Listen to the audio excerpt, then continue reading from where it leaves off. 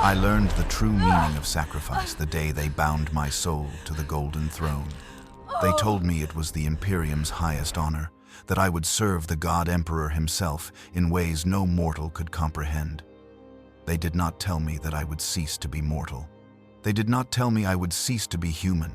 They did not tell me I would cease to be me. They did not tell me that the girl named Kaira would die screaming while her body still drew breath. I was 12 years old when the nightmares began. Not the ordinary fears of childhood, but visions of things that had not yet happened. Glimpses into minds that were not my own. The sensation of reality tearing like parchment at the edges of my perception. On my feudal world of Varsavia, such afflictions were called the witch mark. Those who bore it were burned. My parents hid me for 2 years. They told the village I had been sent to serve in a distant lord's household. In truth, I lived in a root cellar beneath our hovel, emerging only at night when my father would teach me to control the seizures, to hide the glow that sometimes emanated from my eyes when the visions became too strong. My mother would hold me when the screaming started, when I saw the deaths of people I had never met, when I felt the thoughts of our neighbors pressing against my mind like physical weight. The black ships came when I was 14. Someone in the village had reported suspicions, or perhaps the ship's own psychers had detected my untrained mind, blazing like a beacon in the warp. I remember standing in our small home, watching through the single window as the enormous vessel descended through the clouds, blotting out the sun.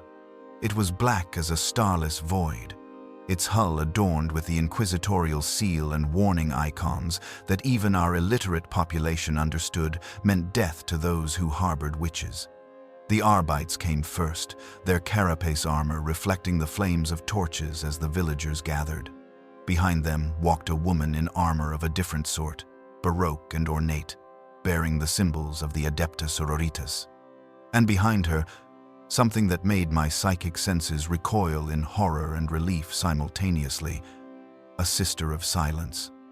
A blank, a pariah. Her presence was a void in reality, an absence so profound that standing near her felt like suffocating. My father tried to bargain. He offered everything we owned, then everything he could earn in a lifetime of service. The Sister of Battle said nothing. She did not need to. The Arbites simply pushed him aside and entered our home. They found me huddled in the corner, trying desperately to make myself small, to suppress the psychic energy that was flaring in response to my terror. The Sister of Silence approached me. I felt her anti-presence like a physical thing, pressing down on my abilities, smothering them. For the first time in years, the voices in my head went quiet. The visions stopped. I could not decide if it was mercy or a new form of torture. "They took me that day," my mother screamed. My father wept. The villagers watched in relieved silence, grateful that the witch had been found and removed before her presence could damn them all. I was placed in restraints, not chains of iron, but bands inscribed with hexagrammic wards that burned against my skin whenever I tried to access my powers. Then I was marched up the loading ramp into the belly of the black ship, joining hundreds of others who bore the same curse. The hold of the ship was vast and dark, lit only by dim red lumens that cast everything in the color of blood. Restraint harnesses lined the walls, each containing a psyker. Some were children like myself. Others were adults who had hidden their curse for decades. A few were so powerful that they required multiple Sisters of Silence to keep them suppressed, their restraint harnesses reinforced with additional wards and blessed chains. I was strapped into a harness between a boy who appeared to be perhaps 8 years old and a woman whose hair had gone completely white despite her young face. The boy was weeping silently. The woman stared at nothing, her eyes unfocused, perhaps already mad from the strain of her unsanctioned powers burning through her untrained mind. The journey to Terra took weeks. We were fed a nutrient paste twice daily through tubes inserted into our mouths. We were allowed to relieve ourselves in place, our waste simply flushing through the harnesses into disposal systems. We were not permitted to speak, not permitted to sleep without supervision, not permitted any comfort whatsoever. This was not cruelty for its own sake. though it was certainly cruel. This was necessity. Unsanctioned psychers in close proximity could amplify each other's abilities in unpredictable ways. Panic could spread psychically, triggering cascades of warp phenomena that could tear a ship apart from the inside. 3 psychers died during the voyage. One simply stopped breathing, his heart giving out under the strain. Another began screaming and could not stop, blood pouring from his eyes and nose as his brain hemorrhaged from psychic overload. The third burst into flames, spontaneous immolation fueled by uncontrolled pyrokinetic abilities. Each time, servitors would arrive to remove the body and sterilize the harness for the next occupant. There was always a next occupant. The black ships collected thousands of psychers across hundreds of worlds. When we finally reached Terra, I caught my first glimpse of the throne world through a viewing port as we descended. Even through the haze of atmospheric pollution and the shimmering of void shields, it was the most magnificent and terrible thing I had ever seen. Hive cities stretched to the horizon in every direction, arcologies that reached into the upper atmosphere, each one housing billions of souls. And at the center of it all, dominating the landscape like a mountain range given purpose, the Imperial Palace. The palace defied comprehension. It sprawled across continents, its walls reaching kilometers into the sky, its towers piercing the clouds. Gold and marble gleamed in the weak sunlight that filtered through Terra's polluted atmosphere. Millions of windows glinted like stars. And at its heart, though I could not see it from this distance, I could feel it. A psychic presence so vast, so overwhelming, that it made every untrained psyker in the hold gasp simultaneously. The God Emperor, enthroned at humanity's center, burning with a light that could be seen across the galaxy. We were unloaded into the Scholastica Psychana, the vast training complex where psychers were assessed, trained, or culled according to their potential and the Imperium's needs. The facility was carved into the rock beneath the palace itself, a sprawling underground city dedicated solely to processing the constant influx of psychically active humans. The harnesses were removed, but we were immediately fitted with inhibitor collars, rings of metal inscribed with psychic dampening runes that prevented us from accessing our full abilities. We were herded through processing like livestock, our genetic materials sampled, our psychic strength measured by gray-robed adepts using specialized equipment that hummed with hostile energy. Everything about us was catalogued, assessed, and assigned a value based on usefulness to the Imperium. I was designated Theta class, meaning moderate psychic strength with potential for enhancement through training. This placed me in the middle range, neither powerful enough to be immediately marked for the Astronomicon, nor weak enough to be culled outright. I would be trained, tested, and eventually assigned a role if I survived the process. The Scholastica housed perhaps 100,000 psychers at any given time. We were divided into dormitories based on power classification and origin world. I shared a chamber with 30 other girls, all Theta class, all from feudal or feral worlds where psychic awakening meant death if discovered. We slept on metal bunks without mattresses, were fed twice daily in massive refectories where thousands ate in enforced silence, and spent every waking hour in training or assessment. The training was brutal. We learned to build mental fortresses against warp intrusion, to focus our abilities through approved channels, to suppress instinctive manifestations of power. Those who failed to learn quickly enough were removed. Those who lost control during exercises were removed. Those who showed signs of corruption or demonic taint were removed. The word removed was a euphemism. I knew where they went. We all did. The psychic screaming from the Astronomicon chamber could be felt even through the Scholastica's shielded walls. I survived through a combination of natural aptitude and desperate determination. I learned the mental exercises, the focusing techniques, the protective mantras. I mastered the basics of telepathy, precognition, and psychic shielding under the instruction of sanctioned psychers who had themselves survived the same process decades earlier. I endured the constant headaches, the nosebleeds, the occasional seizures that came with pushing untrained abilities toward controlled competence. Months passed. The population of my dormitory slowly diminished as girls failed, broke, or were reassigned. The boy I had sat next to on the black ship was culled in the 3rd month, his power too unstable to be safely trained. The white-haired woman survived longer but eventually was taken to fuel the Astronomicon, her strength judged sufficient for that purpose but nothing more specialized. It was in my 9th month at the Scholastica that the selection began. The summons came without warning. I was in the training hall, practicing psychic communion exercises with 3 other students, when a robed administratum adept entered and spoke quietly to our instructor.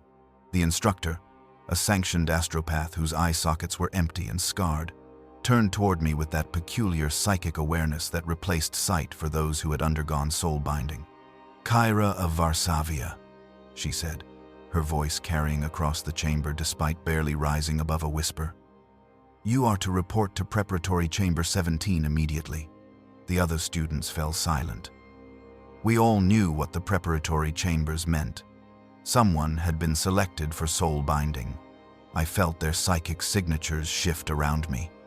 Relief mixed with envy. Fear mixed with curiosity. None of them could decide if I should be congratulated or mourned. I followed the adept through corridors I had never been permitted to enter before. The Scholastica was vast, its architecture dating back millennia, each generation building atop the ruins of the previous. These deeper passages were older. The stone walls carved with high Gothic prayers, so ancient that even the language had evolved beyond them. The air grew colder as we descended, the omnipresent hum of the palace's machinery becoming a felt vibration in my bones rather than an audible sound. Preparatory Chamber 17 was a circular room, perhaps 20 meters in diameter. The walls were bare stone, inscribed with concentric rings of protective hexagrammatic wards. In the center stood a simple altar bearing the Aquila symbol and a single candle whose flame never wavered despite the air circulation. Around the periphery waited a dozen other psychers, all approximately my age, all wearing expressions of controlled terror beneath masks of devotion. A figure in crimson robes awaited us, an adept of the Divisio Telepathica whose augmetic implants covered half his face in silver filigree. When he spoke, his voice carried both vocal and psychic components, ensuring his words would be understood regardless of language barriers. "You have been selected," he said, without preamble, "for the singular honor of soul binding to the God Emperor.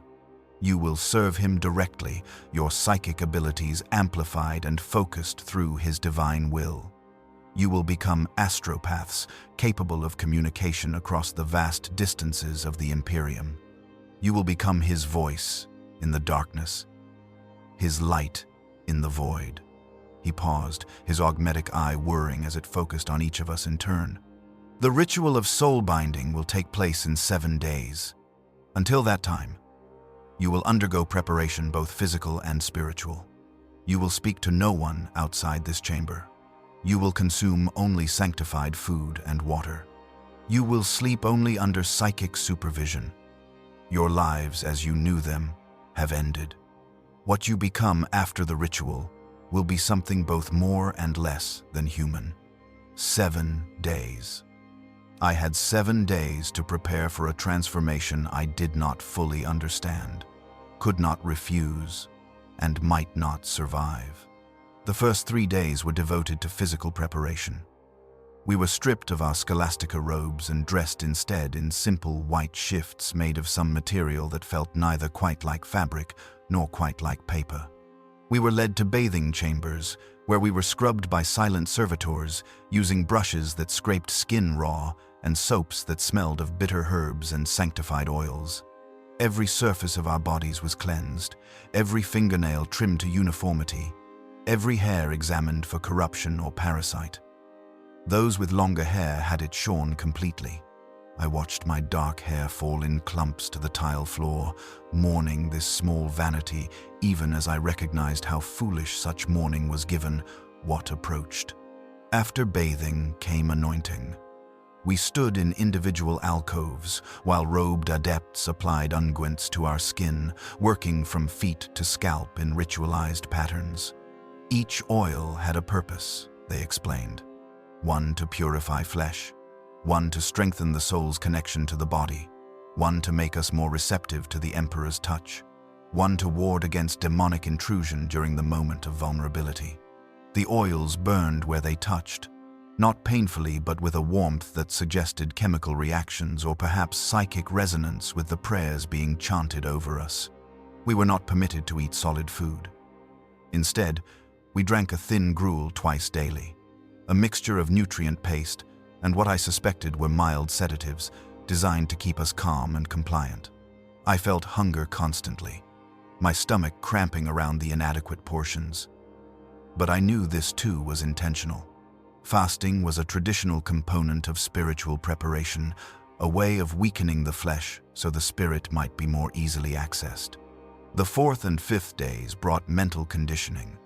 We were led to individual meditation cells, small chambers barely large enough to sit cross-legged, their walls covered in devotional iconography depicting the Emperor in his myriad aspects: warrior, scientist, father, God. Each image was rendered in exquisite detail, commissioned by master artisans who had spent lifetimes perfecting their craft in service to the Imperium. Here we were instructed in the litanies we would need during the ritual.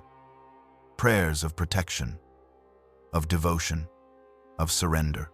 We repeated them until they became automatic, until we could recite them perfectly even while our conscious minds focused elsewhere. The litanies were psychically active, I realized. Each phrase had been crafted to create specific resonances in the warp, to shape our souls into forms more receptive to the Emperor's binding.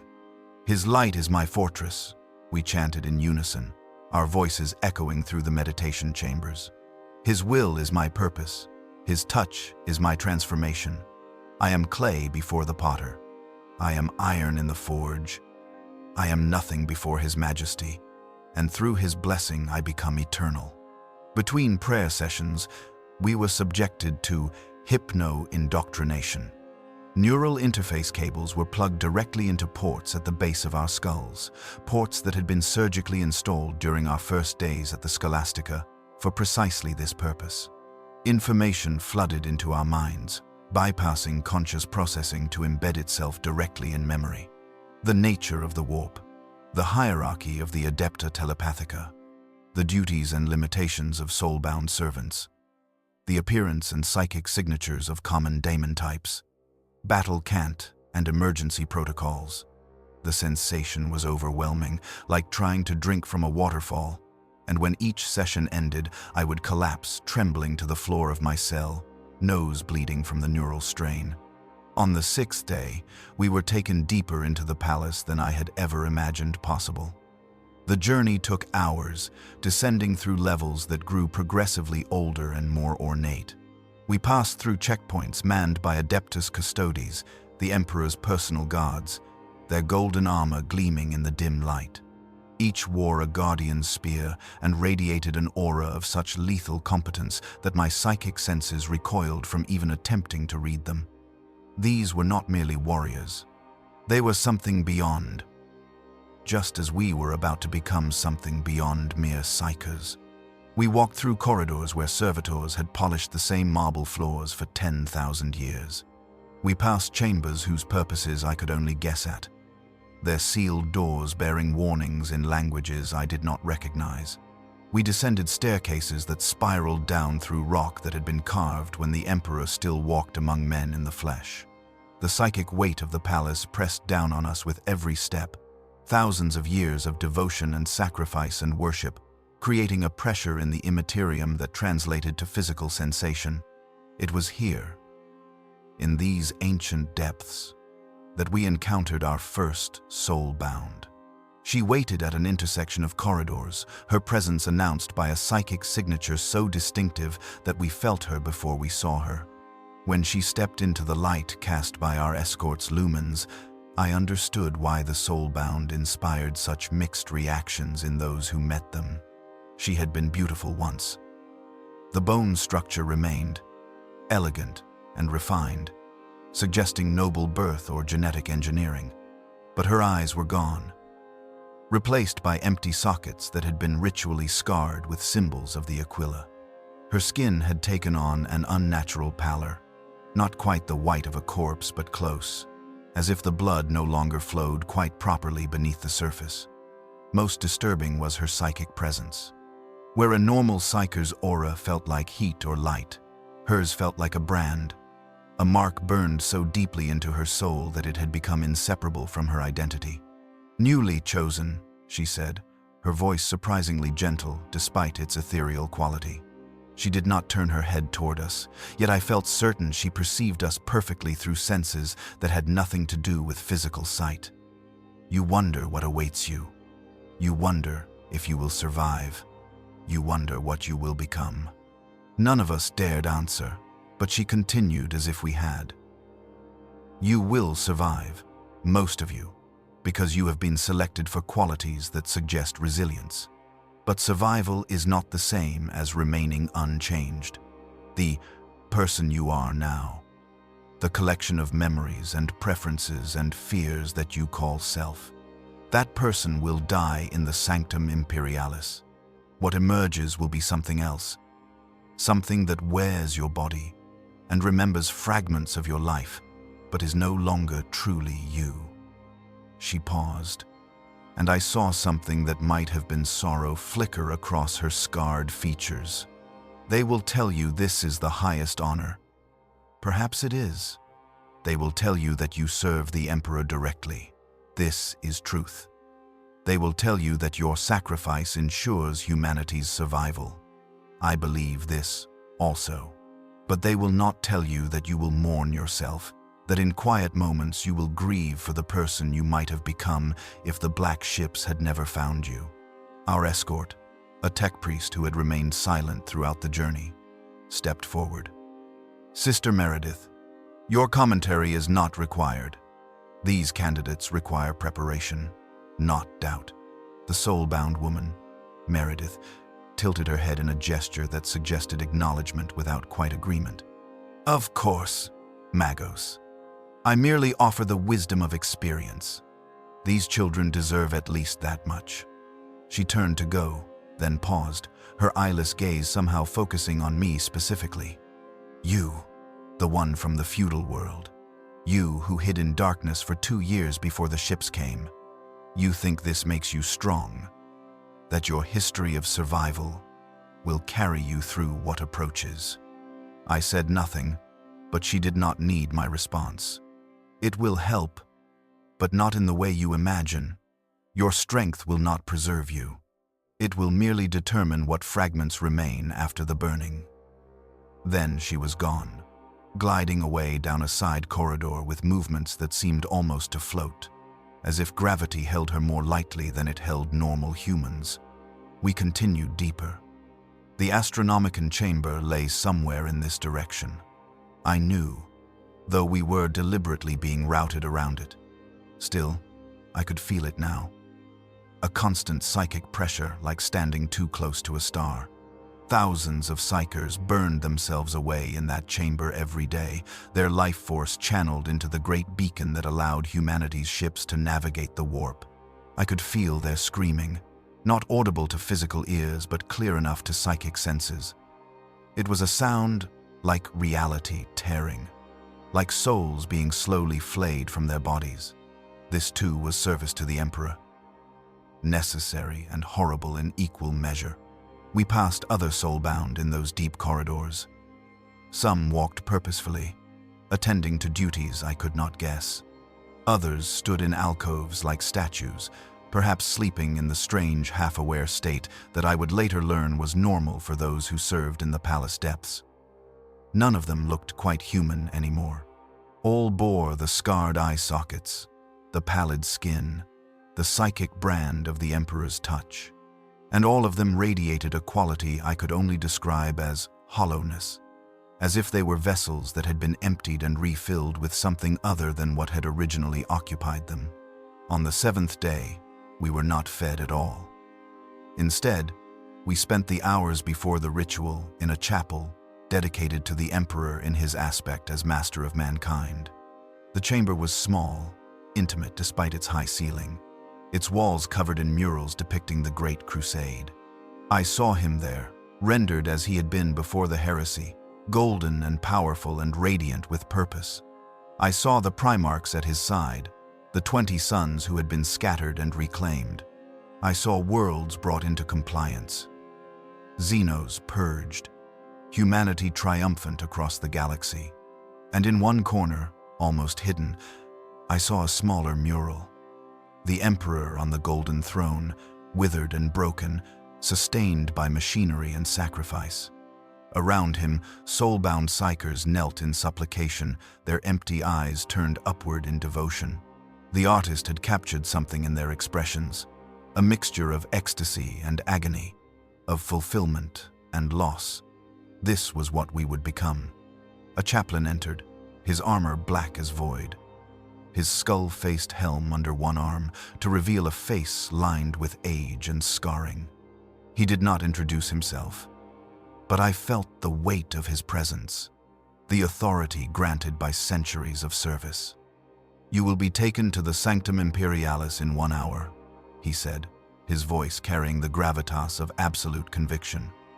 "You will stand before the God Emperor himself. You will offer your souls willingly to his service. He will accept this offering, and you will be forever changed." He paced before us, his ceramite boots clicking against stone. "Some of you are afraid. This is natural. Fear is the mind killer, but it is also proof that you understand the magnitude of what approaches. Embrace your fear. Let it burn away all doubt, all hesitation. When you stand before him, there can be no reservation, no hidden corner of self that holds back. The binding requires complete surrender, absolute submission of will. Anything less will result in failure, and failure in the Sanctum Imperialis means death or worse." He stopped, turning to face us directly. "But know this. If you survive, if you emerge from that chamber as soulbound, you will serve a purpose greater than any you could have achieved in a normal life. You will touch the minds of Imperial commanders across the galaxy. You will carry warnings of Xenos, threats, and chaos incursions. You will guide fleets through the warp with your psychic beacon. You will be the sinews that hold the Imperium together across impossible distances. The sacrifice is total, but the service is eternal."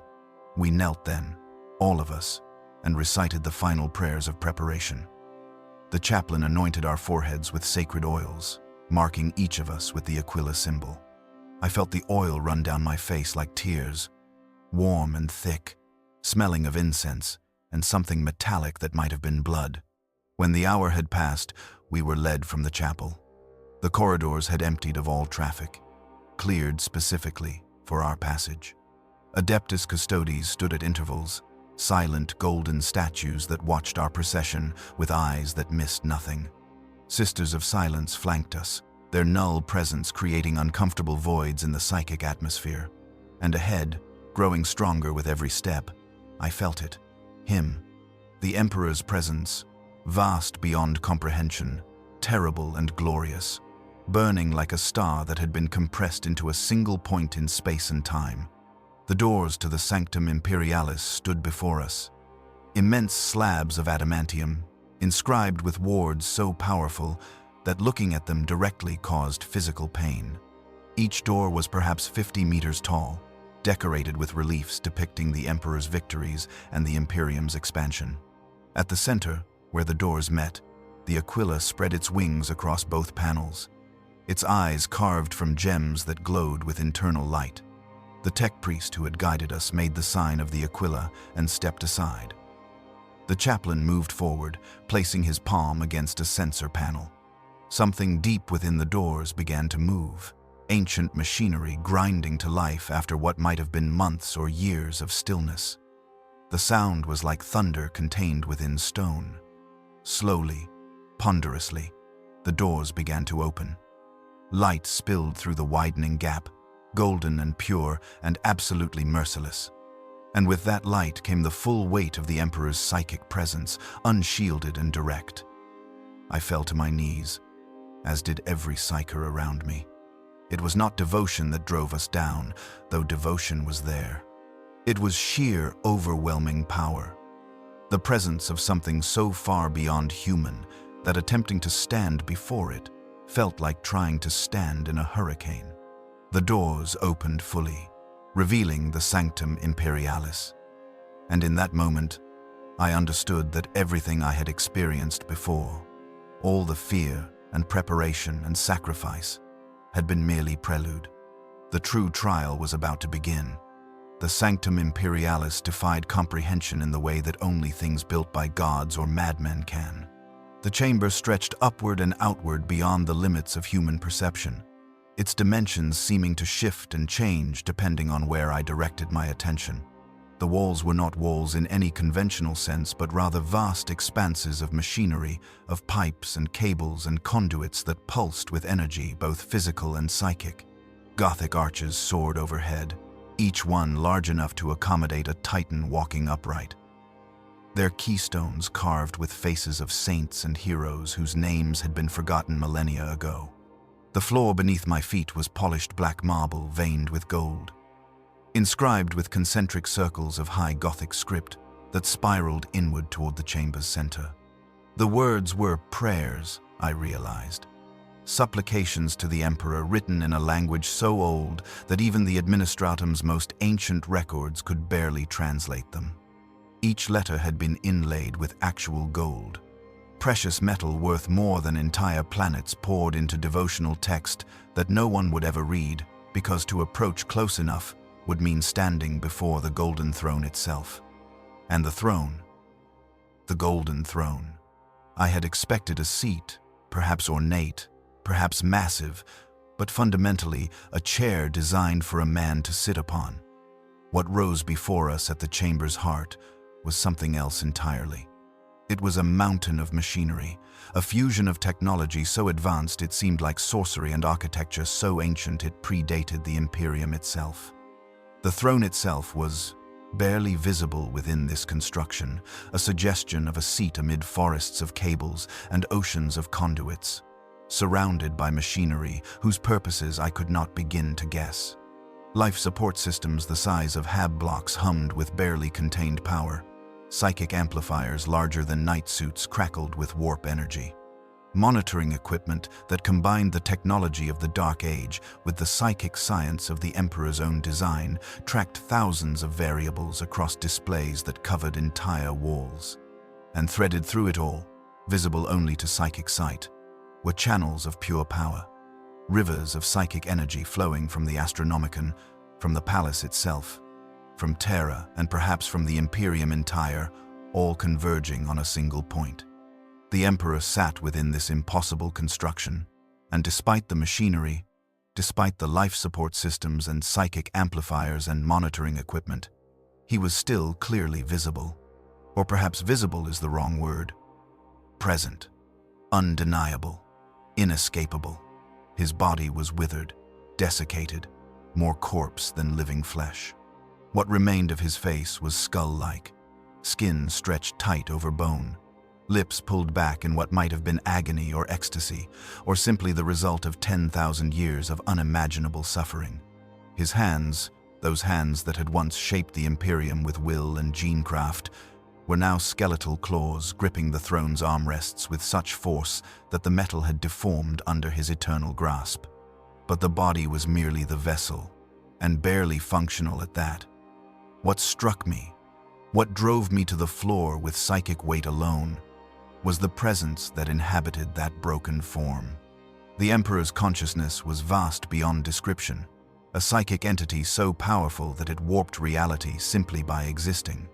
I could feel him in the warp like a blazing star, visible across the galaxy, guiding humanity's ships through the Immaterium's madness.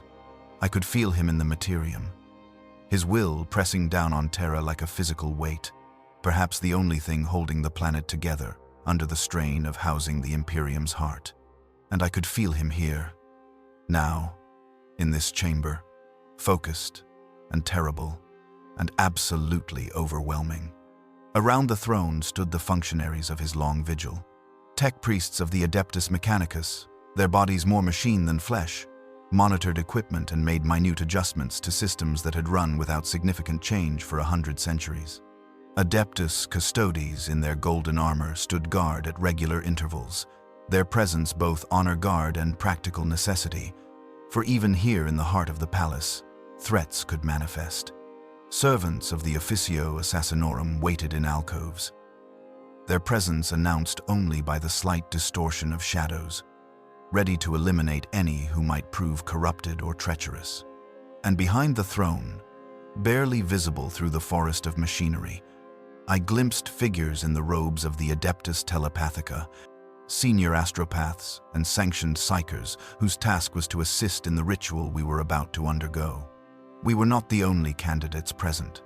As my eyes adjusted to the golden light that suffused everything, I saw other groups of psychers being led into the chamber from different entrances, perhaps 50 in total, all young, all bearing the signs of weeks of preparation. We were arranged in a circle around the throne, each group positioned at specific points that corresponded to the runic inscriptions on the floor. This was no accident, I realized. The chamber itself was a psychic construct, a vast ritual space designed to channel and focus the Emperor's power. A figure approached our group, moving with the gliding steps of one whose body had been so heavily augmented that normal locomotion no longer applied. He wore the robes of an Archmagos of the Mechanicus, decorated with the additional symbols of the Adeptus Telepathica.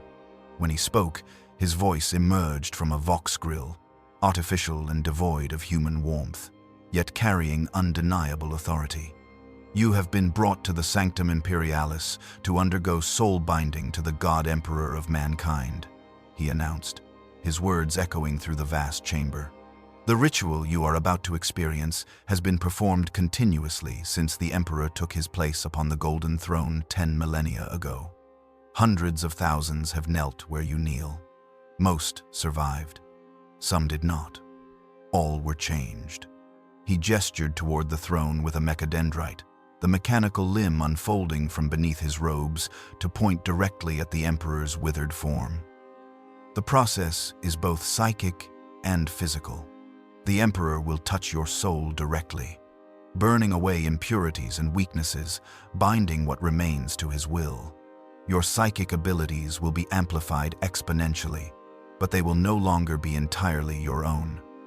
You will become conduits for his power, extensions of his consciousness. Where you once struggled to send thoughts across a room, you will project them across star systems. Where you once glimpsed fragments of possible futures, you will see the warp's currents with clarity. But this power comes at a price." The Archmagos paused, his augmetic eyes whirring as they focused on each of us in turn. "Your physical eyes will burn away in the moment of binding. The Emperor's psychic presence is too bright for mortal vision to withstand. You will be blind in the conventional sense for the rest of your existence. But you will see in other ways, through psychic perception, through the warp itself. You will perceive souls and emotions and thoughts as clearly as you once perceived light and shadow." Another pause, longer this time, as if even this heavily augmented being recognized the weight of what he was about to say. "Your sense of self will be diminished. Memories will fade, particularly those attached to strong emotions. Personality traits that serve no function will be worn away. You will remain fundamentally yourself, but a reduced version, simplified, focused entirely on service. This is not malicious. This is necessary. The human mind is not designed to contain both a complete individual identity and a permanent psychic connection to a being as powerful as the Emperor. Something must be sacrificed, and it is always the individual that yields to the divine." He lowered the mechadendrite, folding it back beneath his robes. "The ritual will proceed in sequence. Each candidate will be called forward individually. You will approach the throne. You will kneel. You will open your mind completely, suppressing all psychic defenses, offering your soul without reservation. The Emperor will judge your worthiness, and, if you are deemed suitable, will bind you to his service. The process is painful beyond description. Many of you will scream. Some will lose consciousness. A few will die. This is the price of the honor you have been granted. The first candidate was called forward, a boy perhaps 16 years old, his head freshly shaved, his white preparation robes marking him as clearly as any brand. He walked toward the throne with visible trembling, each step requiring obvious effort. When he reached the designated position, marked by a specific rune on the floor, he knelt as instructed. For a moment, nothing happened. The boy knelt in silence, the vast chamber holding its breath. Then the Emperor's presence shifted, focused, like the beam of a lighthouse turning to illuminate a single point in an ocean of darkness. I felt the psychic pressure intensify around the kneeling boy, felt the Emperor's consciousness descending upon him like a falling star. The boy screamed. The sound was raw and primal, beyond language, beyond thought, the sound of a soul being torn apart and remade. His body convulsed, back arching impossibly, limbs going rigid. And then I saw it happen. His eyes, wide and terrified, began to glow from within. Golden light poured from them, not reflected but generated. The Emperor's power burning through him like fire through parchment. The light grew brighter, unbearable, and then the boy's eyes simply ceased to exist. The sockets remained, empty and smoking. The flesh around them seared and marked with patterns that resembled the Aquila. The screaming stopped. The boy collapsed forward, caught by servitors that had moved forward with mechanical precision. They carried him away to a designated recovery area, his body limp, his psychic signature fundamentally altered. Where before he had felt like a candle flame, now he blazed like a bonfire, but a bonfire that was not entirely his own. The Emperor's touch was woven through his soul now, inseparable, permanent. The second candidate fared less well. She approached the throne, knelt, and when the Emperor's presence descended upon her, she simply burst into flames. Not metaphorical flames, but actual fire, spontaneous combustion fueled by psychic energy that her body and soul could not contain. She died before she could scream. Her form consumed so rapidly that only ash remained by the time the servitors reached her position. The ash was carefully swept up and deposited in a reliquary. Even in death, those who died in the Sanctum Imperialis were honored. One by one, the candidates were called forward. One by one, they knelt before the golden throne. One by one, they were judged, transformed, or destroyed. I watched a girl survive the binding only to go completely mad, her personality fracturing under the strain, leaving behind a shell that breathed and moved but no longer contained anything recognizable as human consciousness. I watched a boy emerge unchanged except for his missing eyes, his psychic signature amplified but still fundamentally his own, suggesting unusual strength of soul. I watched another candidate simply cease to exist, not dying but vanishing as if he had never been, erased from reality by contact with something too vast for his existence to withstand. The patterns were impossible to predict. Strength of psychic ability did not guarantee survival. Purity of faith offered no protection. Some of the most devoted died screaming, while some who had shown doubt survived intact. The Emperor's judgment operated on criteria that transcended human understanding, assessing qualities of soul that could not be measured by any instrument the Mechanicus possessed. When my turn came, I rose on legs that barely supported me. The walk to the designated position took forever, and no time at all. I knelt on marble that had been polished by 10,000 years of other knees, other supplicants, other psychers offering themselves to transformation or destruction. The stone was cold through my thin robes, smooth and perfect and absolutely unforgiving. I waited, heart hammering in my chest, trying to remember the litanies I had been taught, the prayers of protection and surrender. But the words fled from my mind, driven out by sheer, overwhelming terror. This was real. This was happening, In moments, I would either be transformed into something barely recognizable as myself, or I would die, and there was nothing I could do to influence the outcome. The choice had been made when the black ships found me, or perhaps long before that. Written into my genes by whatever accident or design had made me psychically active. The Emperor's presence shifted. I felt his attention turn toward me like the sun emerging from behind clouds, burning and absolute. For a moment, I experienced him not as vast abstraction but as person, as the being he had been before the throne, before the heresy, before 10 millennia of endless suffering. I felt intelligence so vast it made my mind seem like a guttering candle before a star. I felt will so absolute it could reshape reality through conviction alone. I felt love for humanity so profound and terrible that it had driven him to sacrifice everything, to sit in agony for 10,000 years, to burn with psychic fire that held the Imperium together through sheer refusal to die. And I felt his judgment upon me. Not cruel, not kind, simply absolute. He looked into my soul and saw everything I was, everything I had been, everything I might become. He saw the girl who had hidden in darkness on Varsavia, terrified of her own gifts. He saw the student at the Scholastica, learning to control abilities that had once controlled her.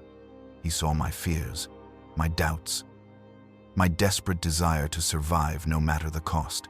He saw the parts of me I had hidden even from myself. The capacity for cruelty alongside compassion, for cowardice alongside courage. Nothing was hidden from his sight. Nothing could be. Then the burning began. Pain is inadequate to describe the sensation. Pain is physical, localized, something that happens to a body and can be endured through will or numbed through chemistry. What I experienced was neither physical nor mental, but something that existed in the space between. It felt like being unmade at the fundamental level, like every piece of my identity was being examined, assessed, and either preserved or discarded. Memories began to fade, even as I tried desperately to hold them.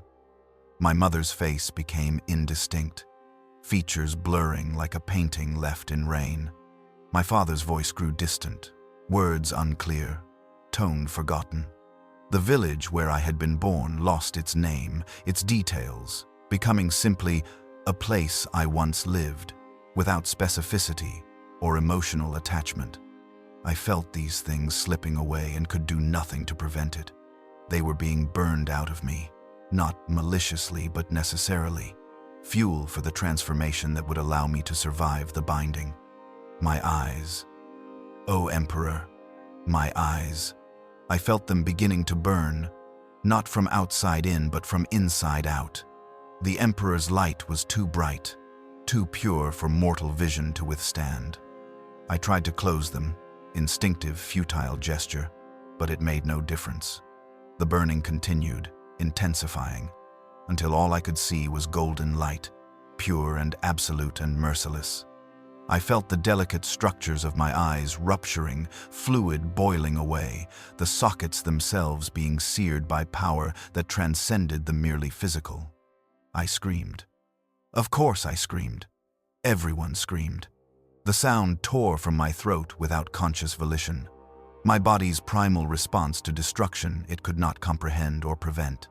But even as I screamed, I felt something else happening. Power was flowing into me. Vast psychic energy that my untrained abilities could never have channeled safely. The Emperor was not merely destroying parts of me. He was replacing them, filling the spaces left by burned-away memories and personality with fragments of his own power. I felt my psychic senses expanding exponentially.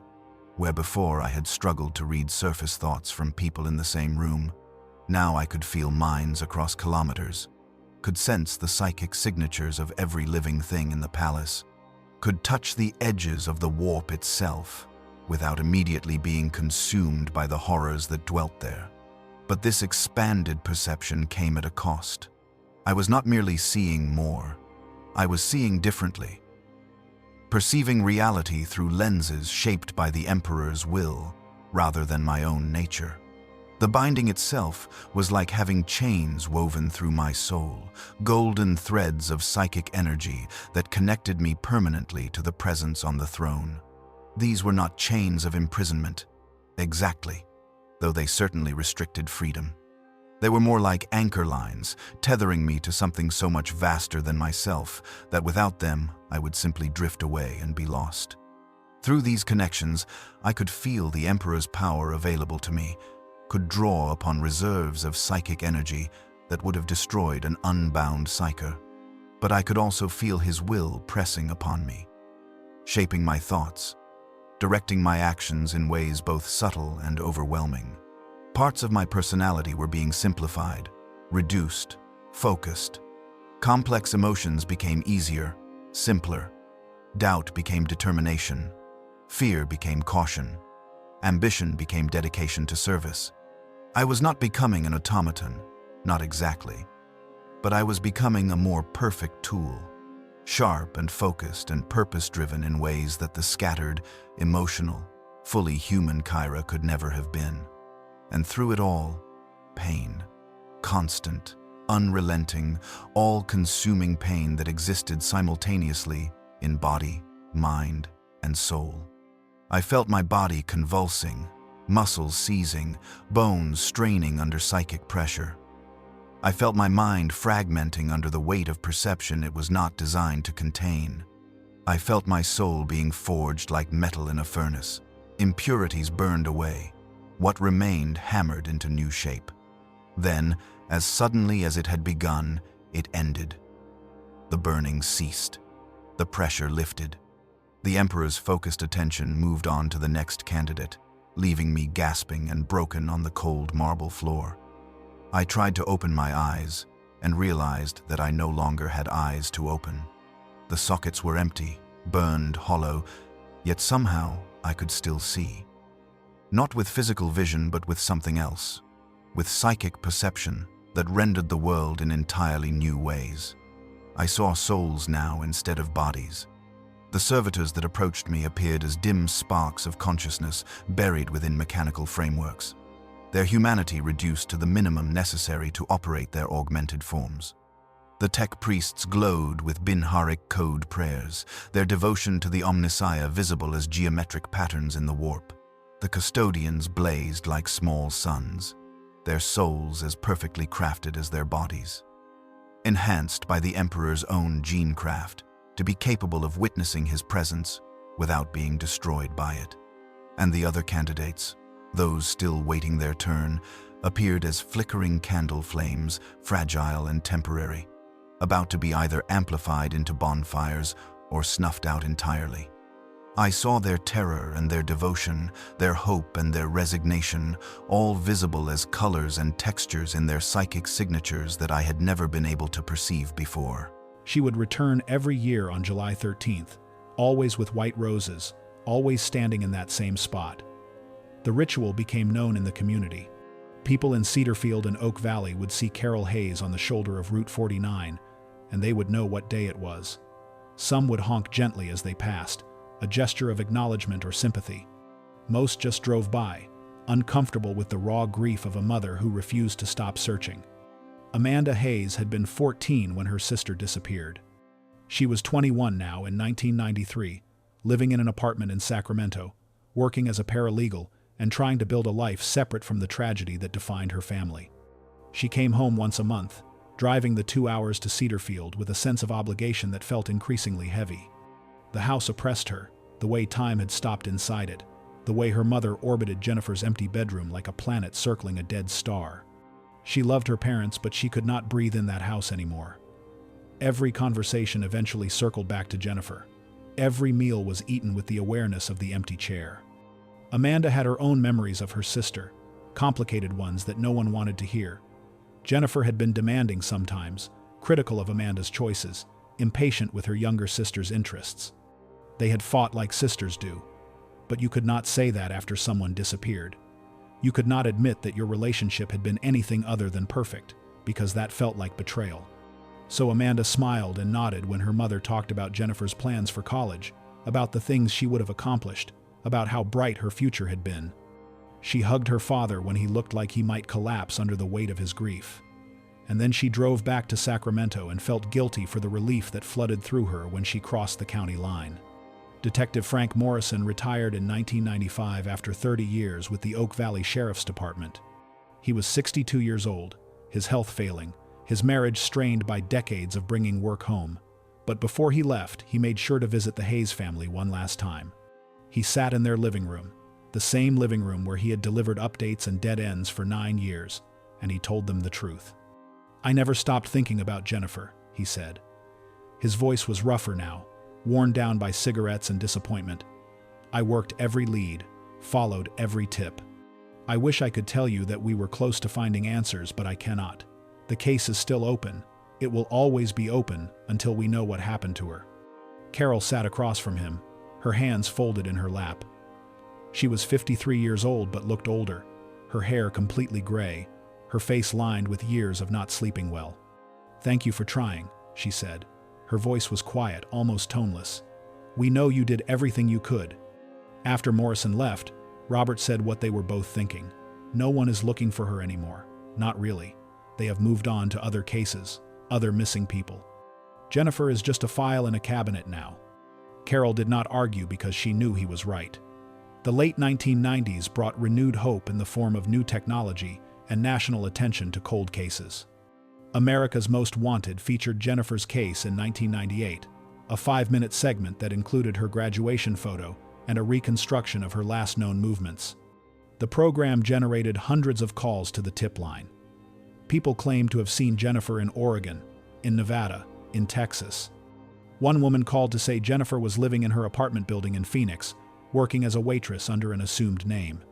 Every lead was investigated. Every lead went nowhere. The woman in Phoenix was not Jennifer. The sightings were cases of mistaken identity or wishful thinking.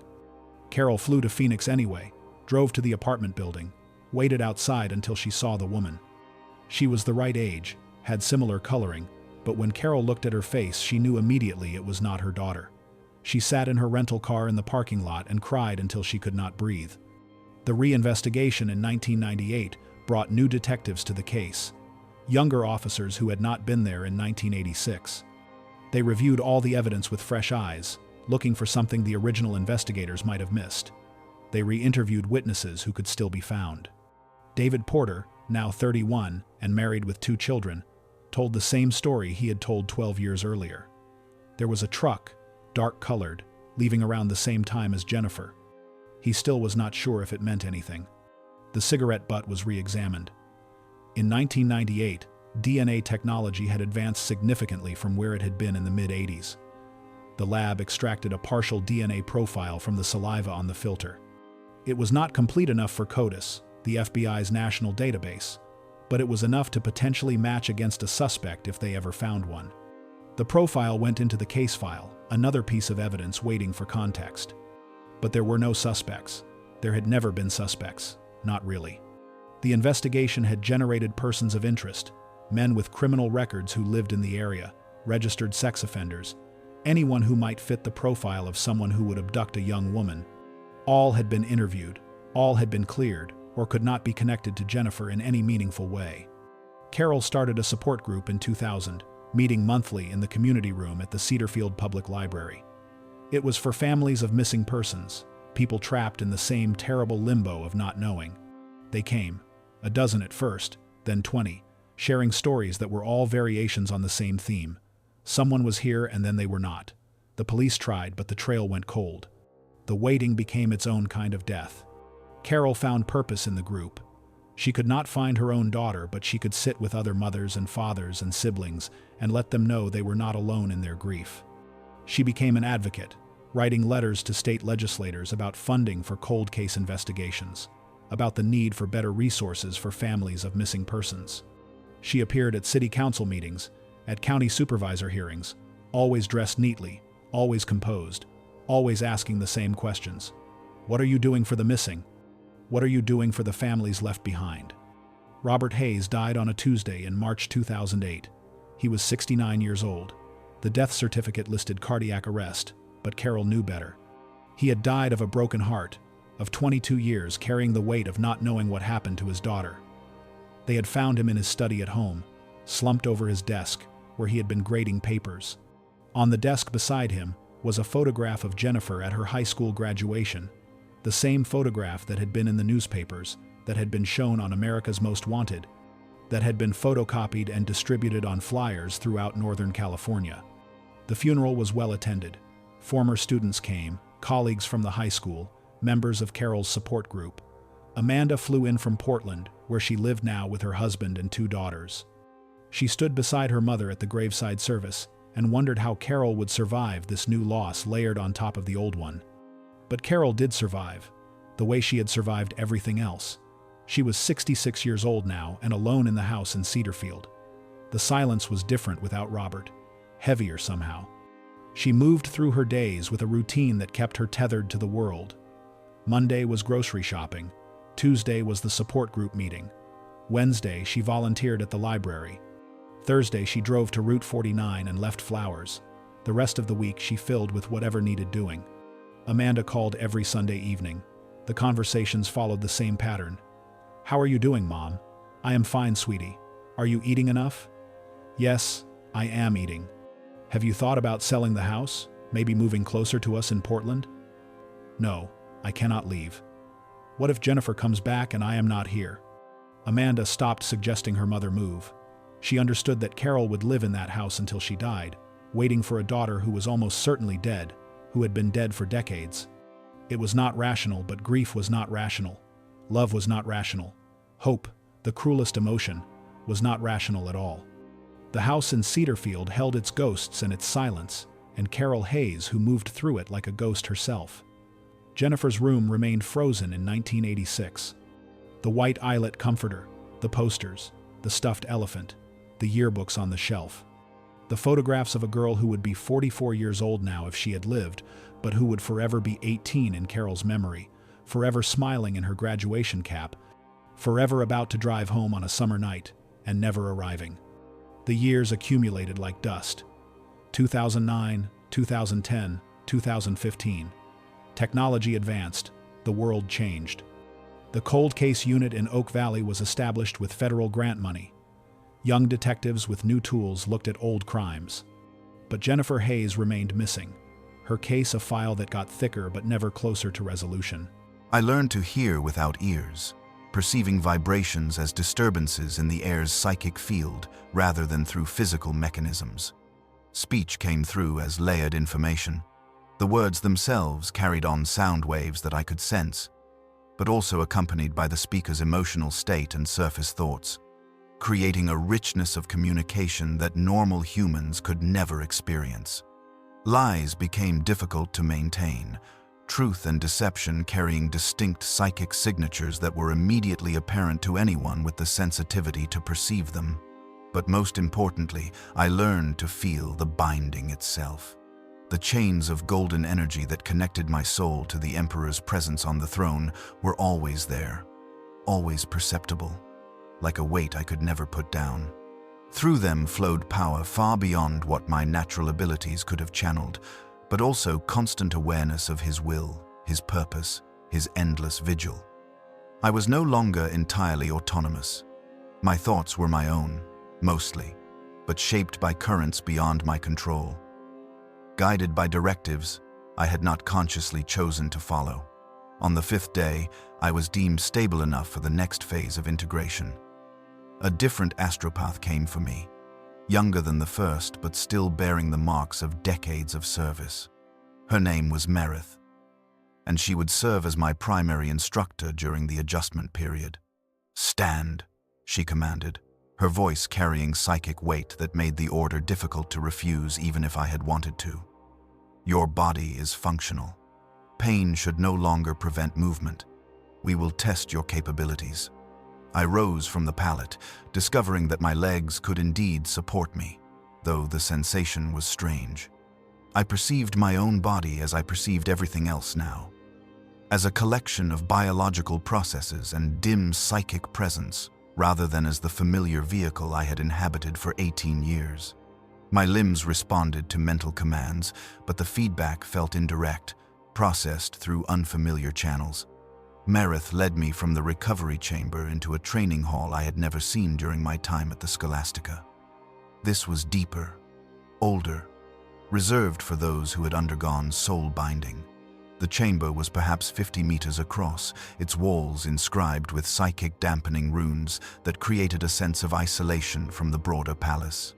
Here we could practice without our energies interfering with the thousands of other psychers who inhabited these depths. "Show me what you can perceive," Merith instructed, positioning herself at the chamber's center.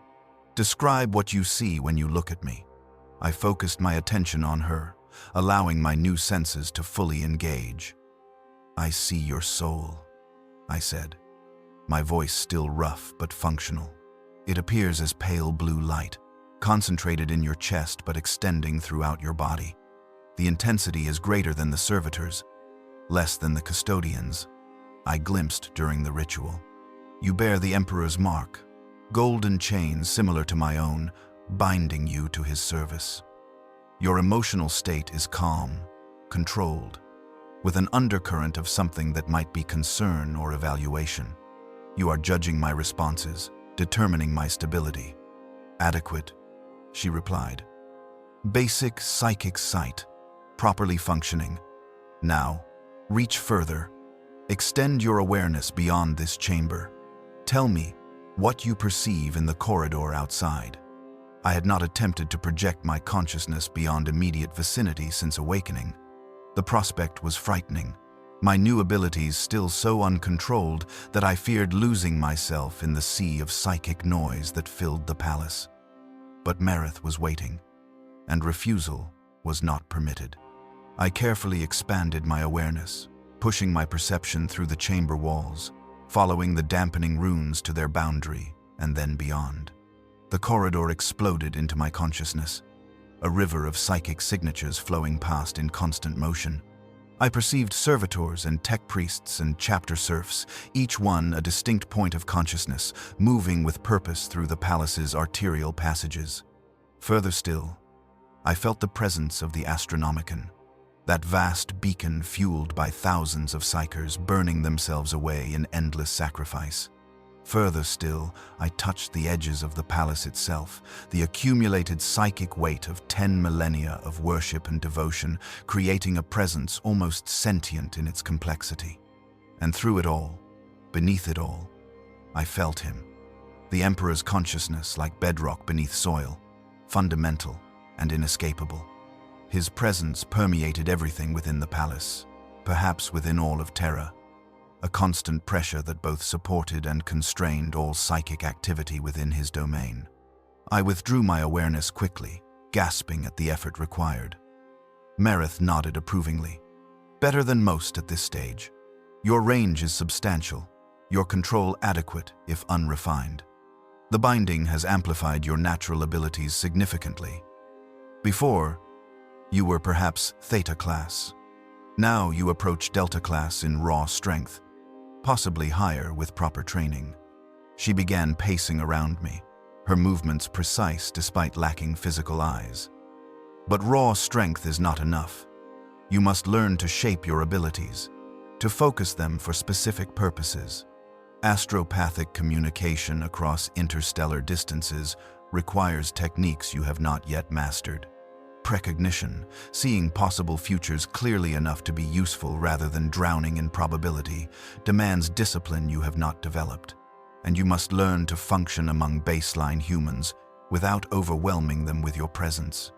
An uncontrolled soulbound can cause headaches, nausea, even unconsciousness in normal people simply by existing near them."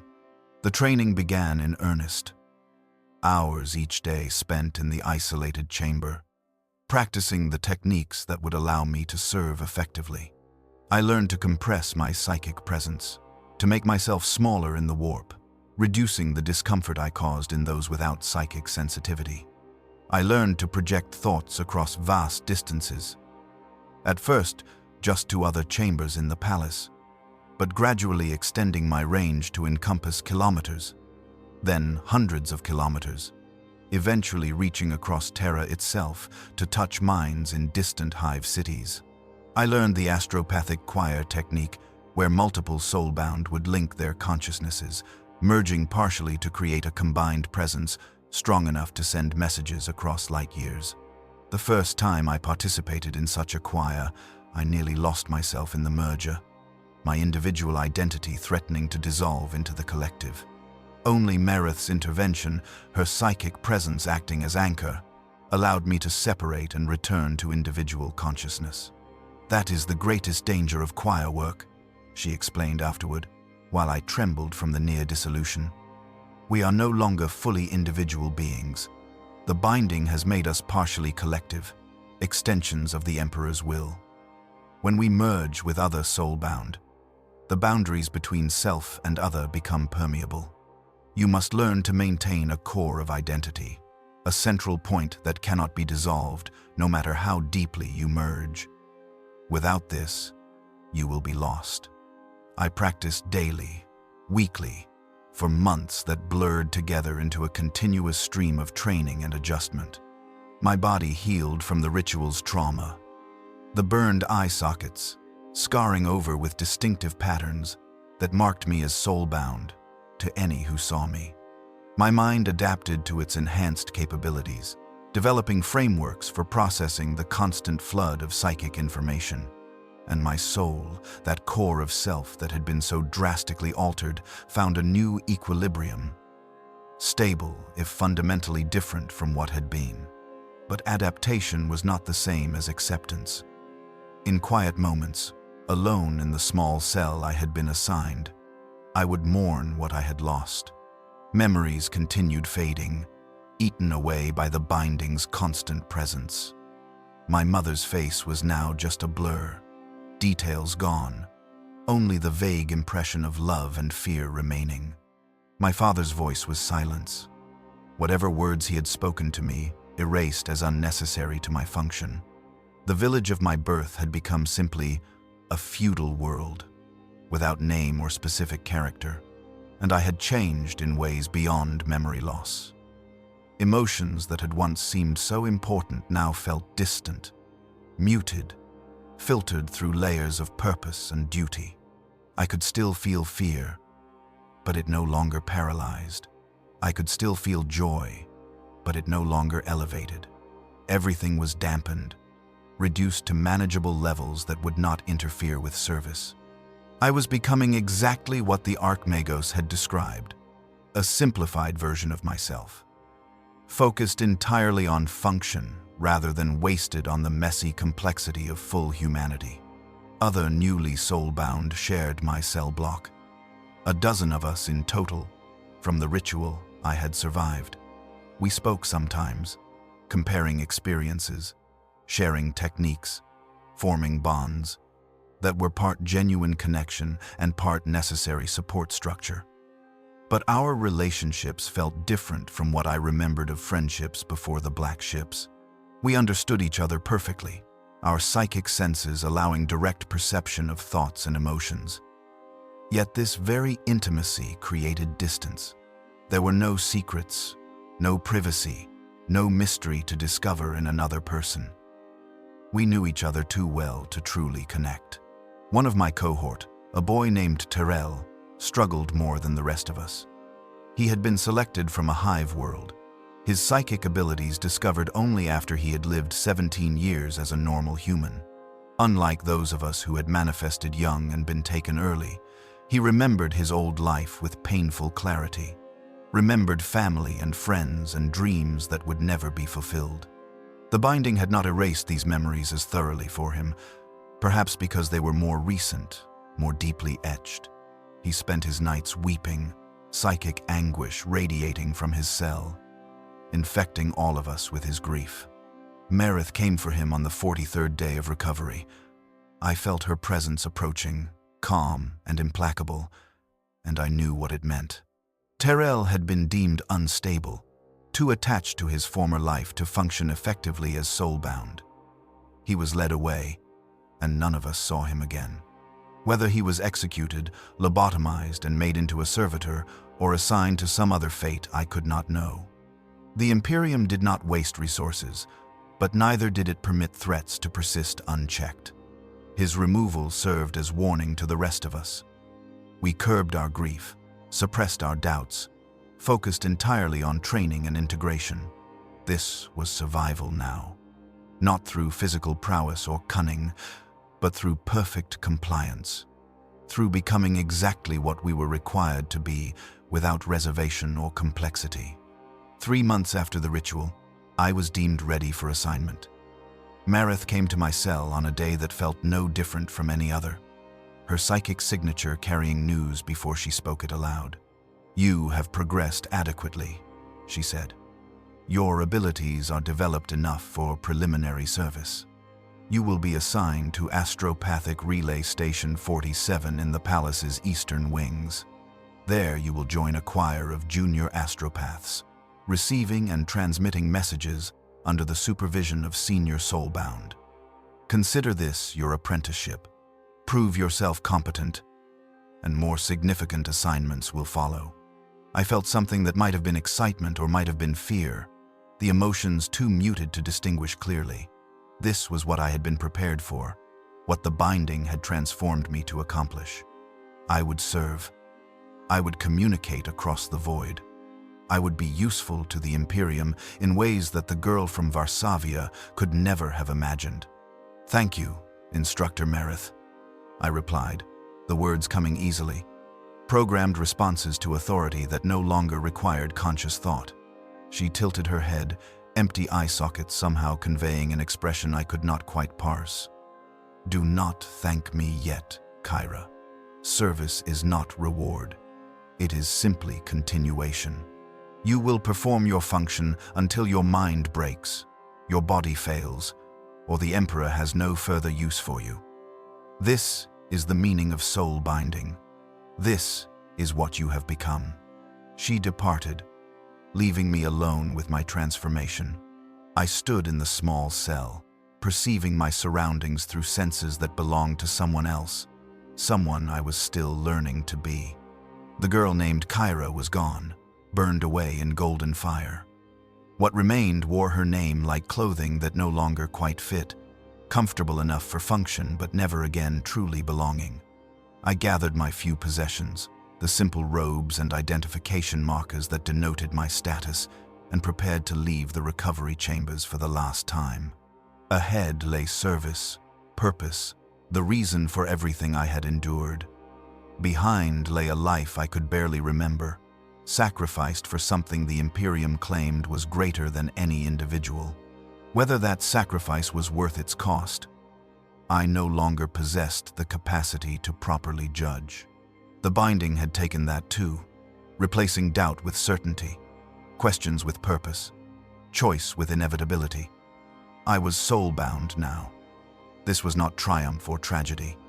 It was simply what I had become and what I would remain until death granted release or dissolution claimed what little remained of my former self. I walked into the corridor, joining the constant flow of servants and soldiers and psychers who kept the palace functioning, one more component in an incomprehensibly vast machine, changed beyond recognition, but still, somehow, inexplicably, alive. Astropathic Relay Station 47 existed in a section of the Imperial Palace that had been constructed during the early years of the Imperium, its architecture predating the heresy by millennia.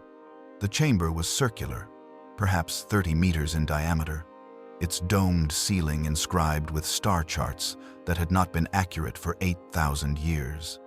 Around the perimeter stood 17 thrones, ornate seats carved from a single piece of some black stone I could not identify, each one positioned at a specific point corresponding to constellations long since drifted from their charted positions. 12 of those thrones were occupied when I arrived.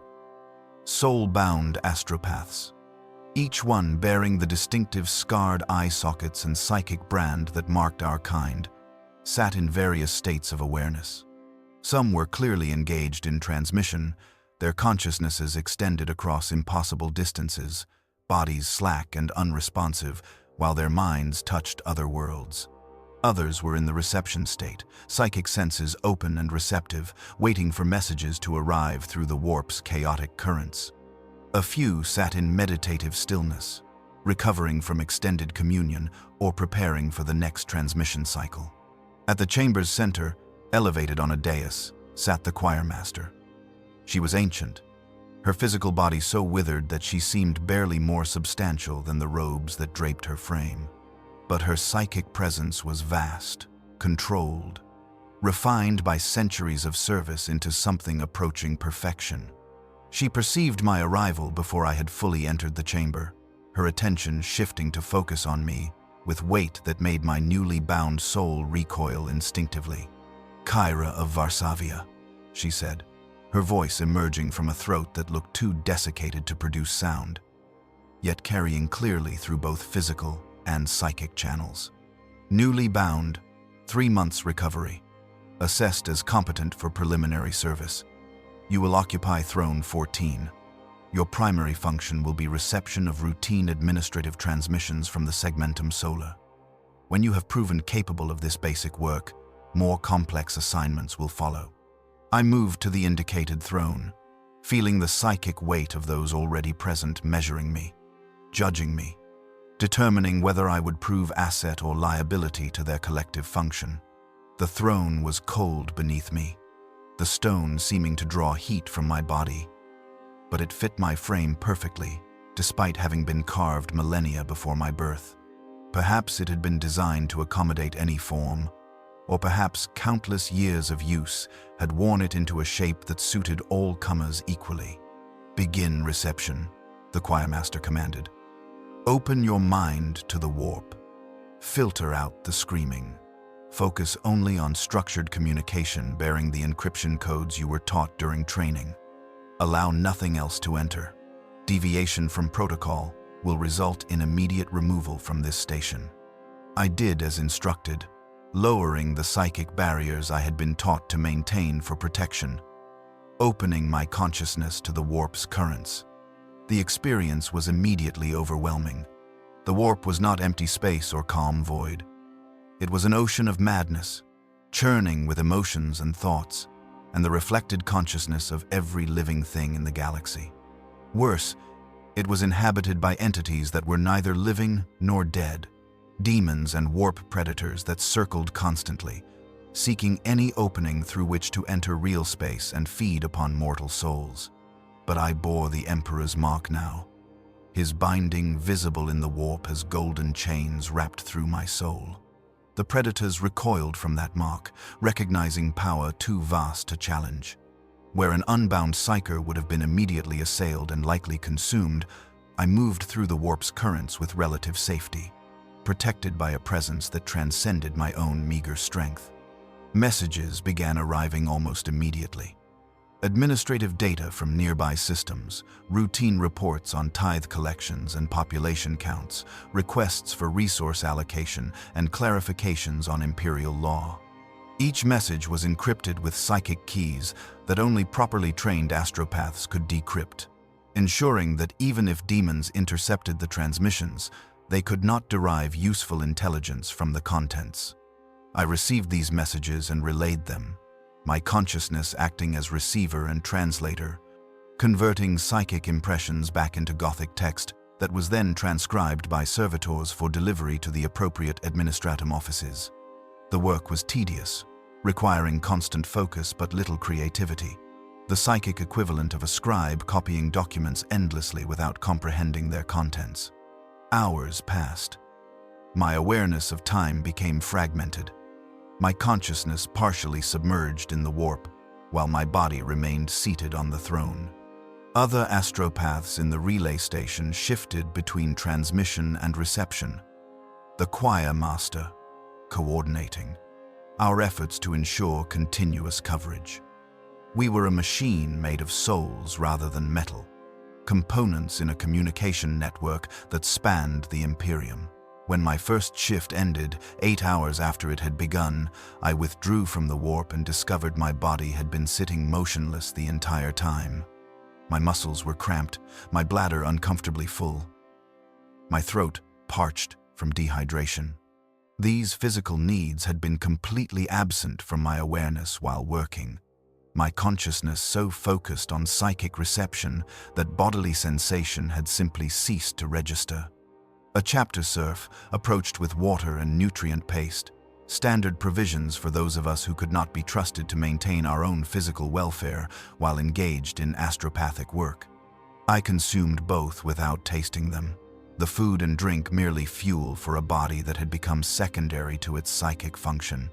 "You performed adequately," the choirmaster said, her ancient voice carrying approval that felt more clinical than warm. "No errors in reception, no failures in encryption, no signs of warp contamination. Tomorrow you will work a longer shift. The body must be trained to endure extended consciousness projection. Eventually you will be capable of maintaining reception for days at a time with only brief interruptions for minimal physical maintenance." Days. The prospect should have been horrifying, but I felt only distant acknowledgement. This was my purpose now. This was what I had been created to accomplish. The girl who might have objected, who might have valued her own comfort or autonomy, no longer existed in sufficient form to protest. I was led to quarters designated for relay station astropaths, a dormitory containing 20 simple cots arranged in neat rows. No privacy, no personal space, no accommodation for individual preference. We slept in shifts according to the relay station's operational requirements, our rest periods staggered to ensure the station never operated below minimum capacity. The other astropaths in my dormitory were all similarly new, all within their first year of service. We spoke little, communication flowing more through psychic impression than verbal exchange. Words felt inadequate, imprecise, when thoughts and emotions could be transmitted directly. But this intimacy of communication created its own isolation. There was no mystery in another person when their every thought was visible, no discovery in conversation when you already knew what they would say before they spoke. Weeks became months. I worked my shifts in the relay station, receiving and transmitting thousands of messages, my consciousness touching minds across the segmentum solar. I perceived the psychic signatures of other astropaths on distant worlds, felt their presence in the warp like distant stars, connected to me through the vast network that kept the Imperium functioning despite the impossible distances involved. I learned the different textures of transmitted thought. Official administratum communications felt rigid, structured, encoded in psychic patterns that reflected their bureaucratic origins. Military dispatches carried urgency, sometimes flavored with the fear or determination of the commanders who had authorized them. Inquisitorial messages were sealed with such powerful encryption that even receiving them caused psychic discomfort, their contents protected by layers of hexagrammatic wards that would destroy an unauthorized mind attempting to access them. And occasionally, very rarely, I received personal messages. Letters from soldiers to families they would never see again, transmitted through official channels at enormous expense. Marriage proposals sent across light years by merchants whose business kept them constantly traveling. Grief announcements from those who needed distant relatives to know of deaths that had occurred months or years earlier, depending on warp travel times. These messages carried emotional weight that the administrative traffic lacked, human connection persisting despite the void that separated people across the Imperium. I found myself affected by these personal transmissions in ways that official communications never managed. Something in the raw emotion they carried resonated with whatever fragments of humanity remained in my transformed soul. I would sometimes sit for minutes after receiving such a message, holding the emotional impression in my consciousness, remembering distantly what it had felt like to have connections that mattered, relationships that extended beyond functional utility. The choirmaster noticed, of course. Nothing occurred in her relay station without her awareness. She called me to her dais after one such episode, her ancient presence weighing upon me with concern that felt more calculated than genuine. "You are experiencing what we call echo attachment," she explained. "The personal messages remind you of connections you once possessed, triggering responses in portions of your psyche that were not fully burned away during binding. This is common among newly soul-bound, particularly those who underwent the ritual young. It will fade with time, as those neural pathways atrophy from disuse. "And if it does not fade?" I asked, uncertain whether I wanted it to persist or disappear. "Then you will be reassigned to work that does not involve personal communications. The Imperium requires many varieties of astropathic service. Some involve only military or administrative traffic. Others involve direct communion with navigators or other specialized personnel. Your value lies in your function, not in your emotional responses. We will find the application where you prove most useful." 6 months into my service, I was assigned my first transmission rather than reception. Reception was passive, a matter of opening one's consciousness and allowing messages to arrive. Transmission required active projection, forcing one's psychic presence across vast distances to touch a specific target mind. It was more difficult, more dangerous, and more prestigious. My target was another relay station on Mars, only a few light minutes away by physical distance, but requiring psychic transmission because standard Vox communication was unreliable through the warp's interference. The message was routine, a requisition for specific components needed for palace maintenance. But the choir master was using it as a test of my capabilities. I centered myself on the throne, focusing on the psychic impression I had been given of the Mars relay station, a signature of location and identity that would guide my projection to the correct destination. Then I extended my consciousness outward, pushing through the warp's currents, fighting against the natural resistance that existed between minds. The journey was disorienting.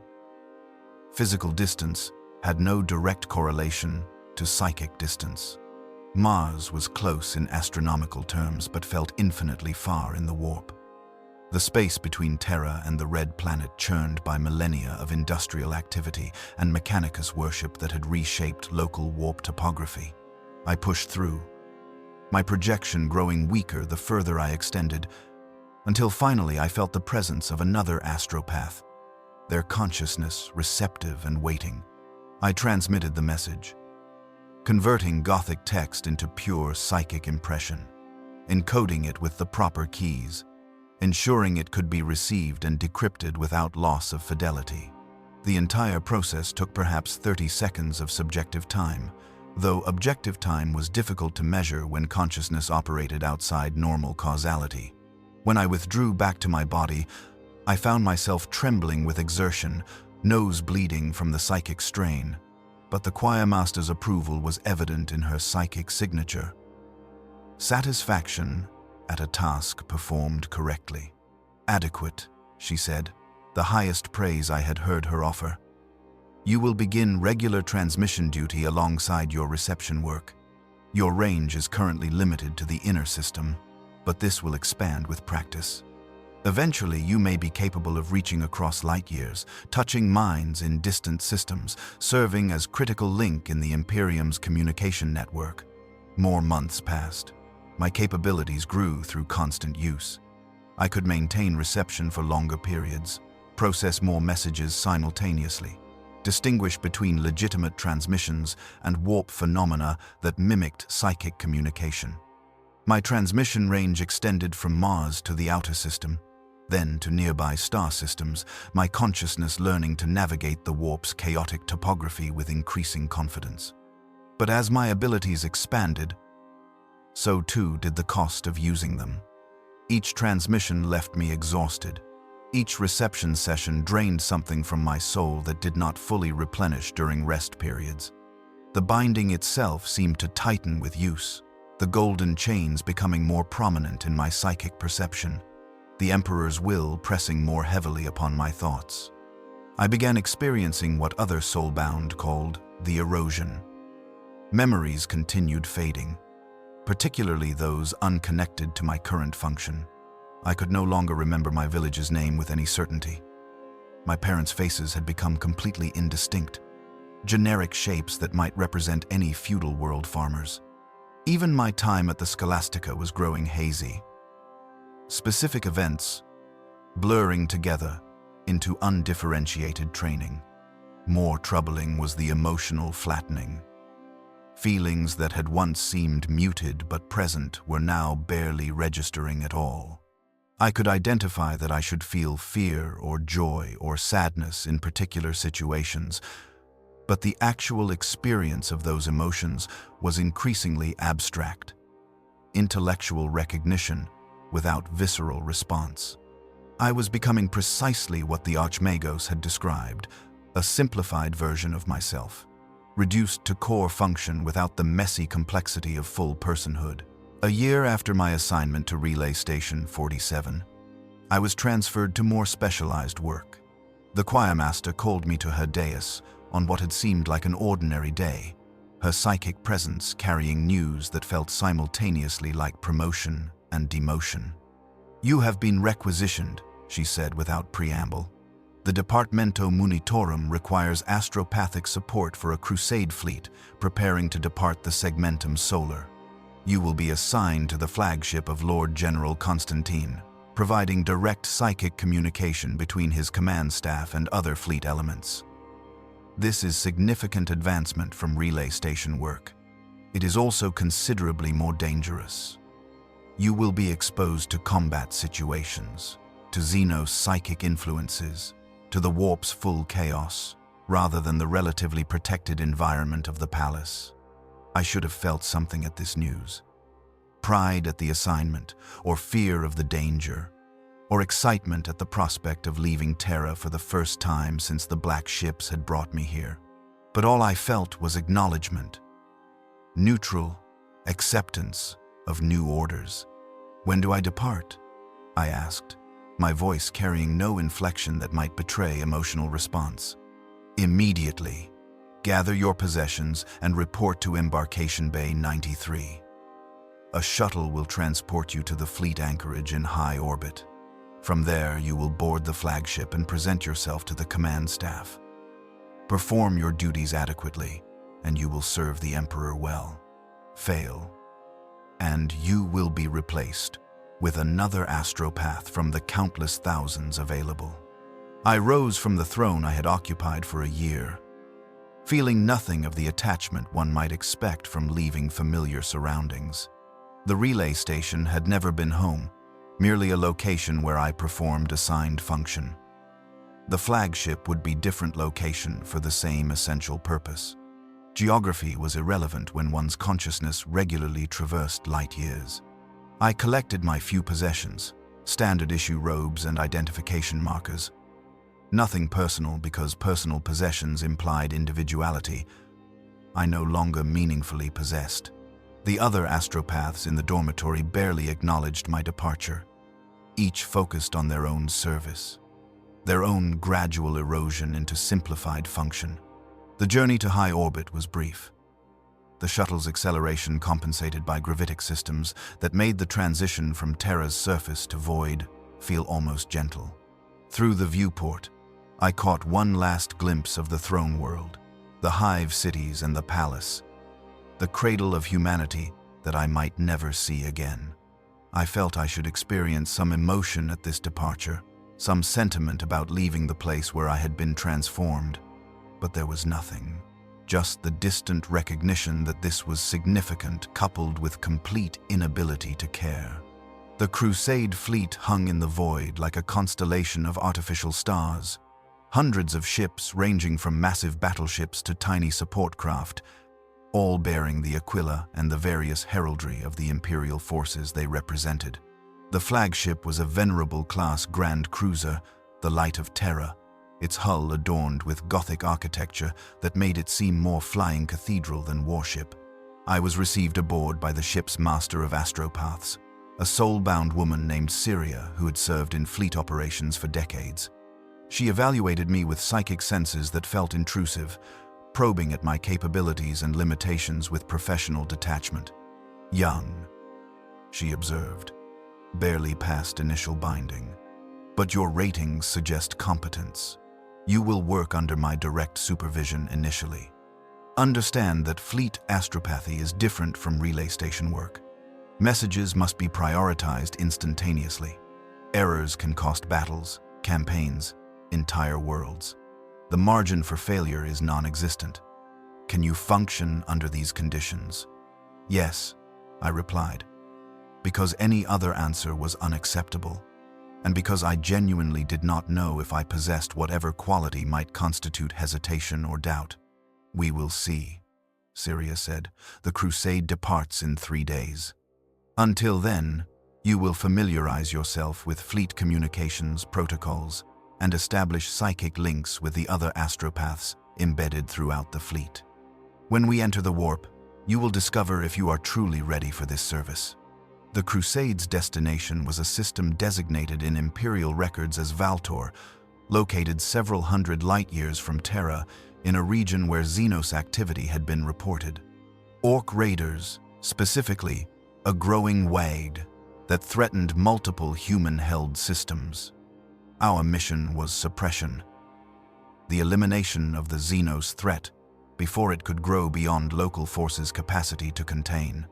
I worked the 3 days before departure in constant preparation, meeting with the other fleet astropaths, establishing the psychic signatures and encryption keys that would allow us to communicate rapidly during combat. There were 23 of us in total, spread across the fleet's various ships, each one a node in a communication network that would allow the Lord General to coordinate his forces despite the chaos of void warfare. When we entered the warp for the journey to Valtor, I experienced my first extended warp immersion. The relay station had touched the warp only briefly, opening connections for specific transmissions, then withdrawing immediately. But warp travel meant existing within the Imperium for days or weeks. The ship's Geller field providing minimal protection against an environment that was fundamentally hostile to material existence. The experience was like drowning in sensation, every moment filled with psychic noise that threatened to overwhelm my defenses. I perceived the souls of everyone aboard the ship simultaneously. Tens of thousands of consciousnesses pressed together in a space far too small for such density. I felt the ship's navigator guiding us through the warp's currents, their mutant third eye perceiving paths that were invisible to normal psychers. And I felt things outside the Geller field, entities pressing against the barrier, seeking any weakness through which they might enter and feast upon the souls within. The Emperor's binding protected me. Where lesser psychers might have been driven mad by exposure to such constant psychic pressure, I remained functional, anchored by the golden chains that connected my soul to his will. But protection was not the same as comfort. Every moment in the warp was torture, a constant assault on consciousness that could only be endured, never enjoyed. We emerged in the Valtor system after 14 days of warp travel. The relief at returning to real space was overwhelming. The sudden absence of psychic pressure like removing a physical weight that had been crushing me. But there was no time for recovery. The Orc presence was immediately apparent. Their crude ships scattered throughout the system, and combat operations began within hours of our arrival. This was what I had been created for. This was the purpose toward which all my training and transformation had been directed. I sat in the ship's astropathic choir, linked with other soulbound, transmitting orders and receiving tactical reports, my consciousness spanning the battlefield to ensure the Lord General's will was enacted across every ship in the fleet. And for the first time since my binding, I felt something that might have been satisfaction. Not joy, exactly, but a sense of rightness, of function fulfilled, of purpose enacted. I was a tool being used for its intended application, and there was a kind of peace in that, hollow though it might be. The Valtor campaign lasted 6 months, though the passage of time felt distorted in ways I struggled to comprehend. Days blurred into each other, distinguished only by the rhythm of combat operations and the constant demands of astropathic communication. I worked shifts that extended for 18, 20, sometimes 30 hours at a stretch. My consciousness spread across the fleet, receiving and transmitting with mechanical efficiency, while my body remained locked in the choir chamber, sustained by nutrient drips and stimulant injections administered by servitors.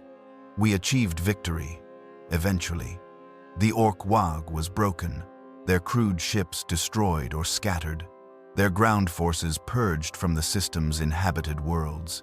The Lord General declared the crusade successful, and we prepared to return to Terra for resupply and reassignment. But victory felt abstract, a designation of operational success rather than anything that inspired pride or satisfaction. I had performed my function. The outcome was merely confirmation of adequate service. It was during the return voyage that I first noticed the acceleration. Memories that should have been recent were becoming indistinct with troubling rapidity. I could remember the general parameters of the Valtor campaign, the tactical situation and communications protocols. But specific moments were already fading. The face of a naval officer who had personally thanked me for rapid message relay during a critical engagement was gone from my recall within days of the interaction. The taste of real food, served during a brief respite from emergency rations, vanished before I could properly catalog it. More concerning were the emotional absences. During one engagement, I had transmitted orders that sent 3,000 Imperial Guard soldiers into an assault that resulted in 87% casualties. The numbers were precise in my memory, data logged and filed with administrative precision. But I felt nothing about those deaths. No horror at the scale of loss. No guilt at having been the instrument of their deployment. The orders had been tactically sound, the casualties acceptable within operational parameters. My role had been transmission, not judgment. The distinction felt important, but I could no longer remember why. Syria noticed the changes in me. After we emerged from the warp in the Sol system, she called me to a private consultation chamber, her ancient presence settling over me with weight that suggested this conversation held significance I could not fully grasp. "You have served adequately during the campaign," she began, her voice carrying both psychic and vocal components. "Your transmission accuracy was 99.7%, your response time consistently within acceptable parameters. By objective measures, you performed well. But I perceive concerning patterns in your psychic signature. The erosion is accelerating in you faster than normal for a soulbound of your age and experience. Do you understand what this means?" I considered her question, searching for the emotional response that should accompany such news, and finding only intellectual acknowledgement. "My personality and memories are degrading more rapidly than expected. Eventually, this will impact my functional capacity." "Eventually," Syria agreed. "But that eventuality may arrive sooner than anticipated.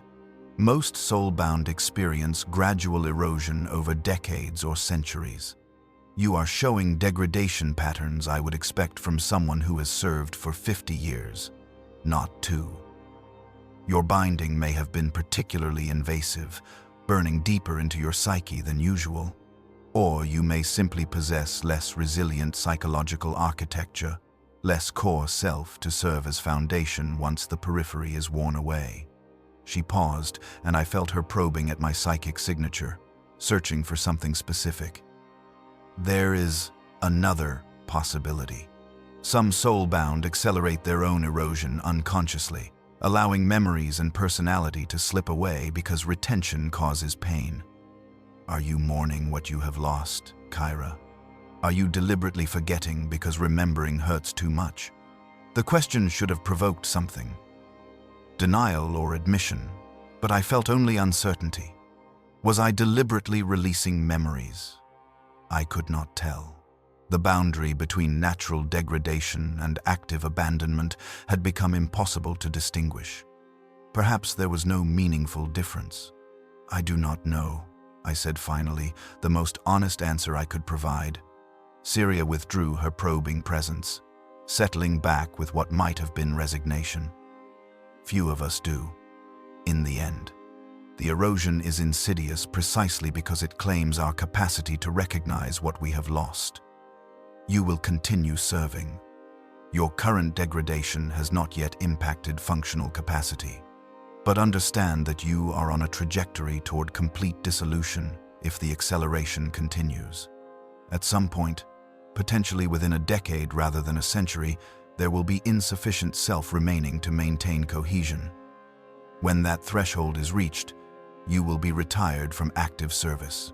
Retired, I repeated, recognizing the euphemism for what it likely meant.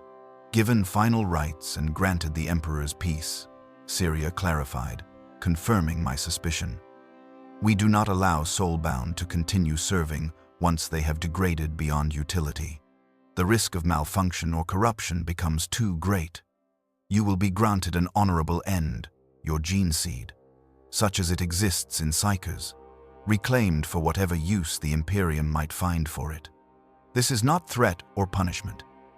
It is simply the natural conclusion of our service. I absorbed this information with the same emotional flatness that had characterized my recent experiences. Death had never seemed particularly real to me, not since the ritual had killed whoever I had been and replaced her with this simplified version. Knowing that a more permanent death waited at some point in the future felt no different than knowing any other piece of administrative data. I understand, I said, because that was the expected response. Syria dismissed me, and I returned to my duties.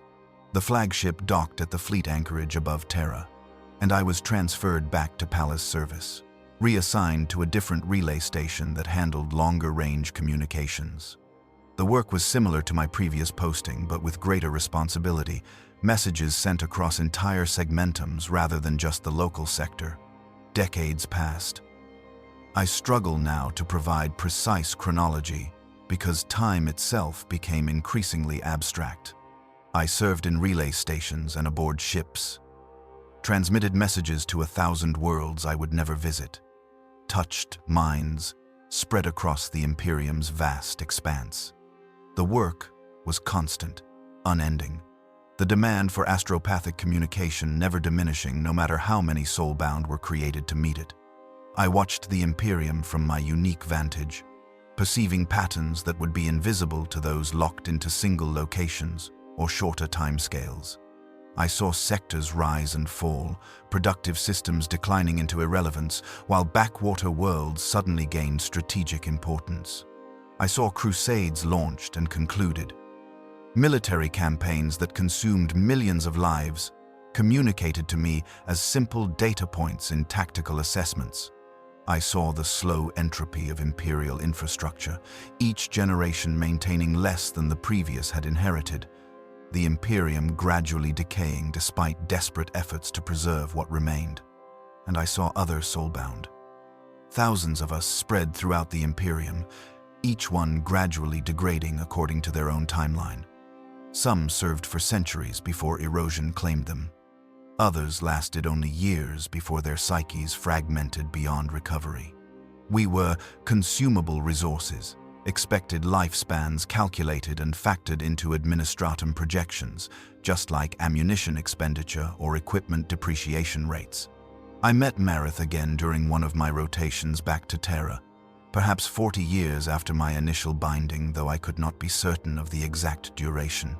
She was ancient now, her body barely more substantial than the robes that covered it, her psychic presence refined to such purity that she seemed more warp entity than human. She recognized me despite the changes time had wrought, her perception cutting through to whatever core of self remained beneath the erosion. "Little Kaira," she said, the diminutive startling in its familiarity. "You have served long for one bound so young. I perceive perhaps 60 years of service in your psychic signature. This is adequate duration. Neither exceptional nor disappointing. How much of yourself remains?" I considered the question carefully, searching my memory for points of reference. I remember my training, my various assignments, the technical details of astropathic communication, but of who I was before the black ships came, almost nothing persists. I know intellectually that I had parents, that I lived in a village on a feudal world, that I manifested psychic abilities and was collected for training. But these feel like facts about someone else, a person who shares my continuity but not my identity. "This is normal," Marith assured me. "Perhaps accelerated in your case, but within expected parameters. The question is not how much you remember, but whether what remains can still function effectively. I function, I replied. My transmission accuracy remains high. My reception capacity is undiminished. The erosion has claimed memories and emotions, but not yet my capabilities. Not yet, Marith echoed. But the time approaches. I perceive instabilities in your psychic structure, places where the erosion has eaten too deeply, creating vulnerabilities. You should request assignment to less demanding duties. Reception-only work rather than transmission. Supervised choir rather than independent operation. These accommodations would extend your useful service life significantly. But I did not request such accommodations. The prospect of reduced responsibility felt like surrender, admission of inadequacy. I was not ready to make, despite no longer possessing sufficient pride to properly care about such distinctions. I continued accepting whatever assignments were offered, transmitting across greater distances, working longer shifts, pushing my degrading capabilities to their limits. It was during this period that I encountered my first obvious malfunction. I was transmitting a routine message to a relay station in the segmentum tempestus when my consciousness simply froze mid-transmission. The psychic connection remained open, but no data flowed through it.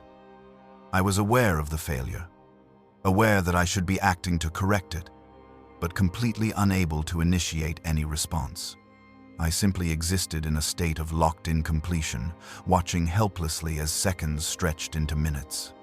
Another astropath in the choir noticed the malfunction and forcibly severed my connection, pulling me back from the warp before the open channel could attract unwanted attention from warp predators. I returned to my body gasping, blood pouring from my nose, my psychic signature flickering like a candle in wind. "What happened?" demanded the choirmaster, an ancient soulbound whose name I had never learned or had forgotten. "I do not know," I replied honestly. I initiated transmission normally, but then could not complete it. Something failed in the execution. The choirmaster subjected me to intensive evaluation, her psychic presence probing every aspect of my consciousness, searching for the source of the malfunction. What she found was not encouraging. "Your psychic architecture is fragmenting," she concluded. "The erosion has created gaps in your capability structure, holes where functions should exist but no longer do. This is early-stage dissolution, the beginning of end for a soulbound. You have perhaps a decade remaining before the degradation reaches a point where continued service becomes impossible." A decade. The time frame should have provoked some response, fear or resignation or desperate determination to make that time meaningful. But I felt only acknowledgement, neutral acceptance of data that held no particular emotional valence. I was reassigned to less critical work, reception-only duties at a quiet relay station that handled low-priority administrative communications. The demotion was obvious, but I lacked the capacity to feel shame about it. I performed my reduced responsibilities adequately, receiving messages and relaying them to servitors for transcription, my consciousness barely extending beyond the relay station's physical boundaries. It was here, in this backwater of the Imperium's vast communication network, that I met the newly soulbound for the first time in decades. A girl, perhaps 16 years physical age, fresh from the ritual, with scarred eye sockets still raw and bleeding slightly. She was assigned to the relay station for basic training, her movements uncertain, her psychic presence blazing with uncontrolled energy that marked her as dangerously inexperienced. I was tasked with her initial instruction, teaching her the fundamentals of reception work. The assignment felt significant, though I could not articulate why. I guided her through the basic exercises, showing her how to filter warp noise, how to recognize legitimate transmissions, how to maintain psychic defenses while remaining receptive to communication. She learned quickly, her natural aptitude evident despite her inexperience. During a rest period, she asked me a question that I had not been asked in decades. "Does it get easier?" the sense of loss, the feeling that I am becoming something other than myself. Does that pain diminish over time? I considered how to answer honestly, without crushing whatever fragile hope she still possessed.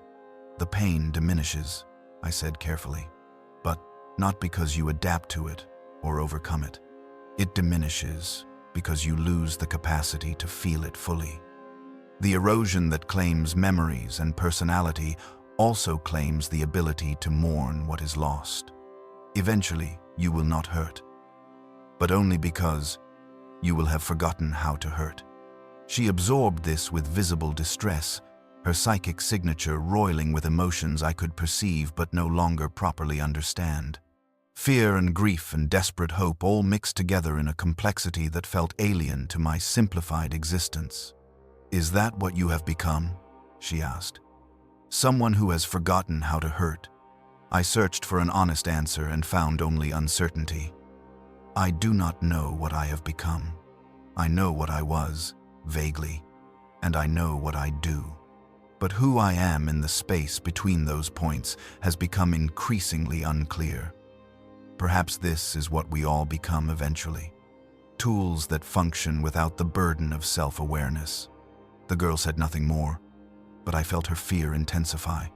She saw her future reflected in me, and it terrified her in ways I could observe, but not share.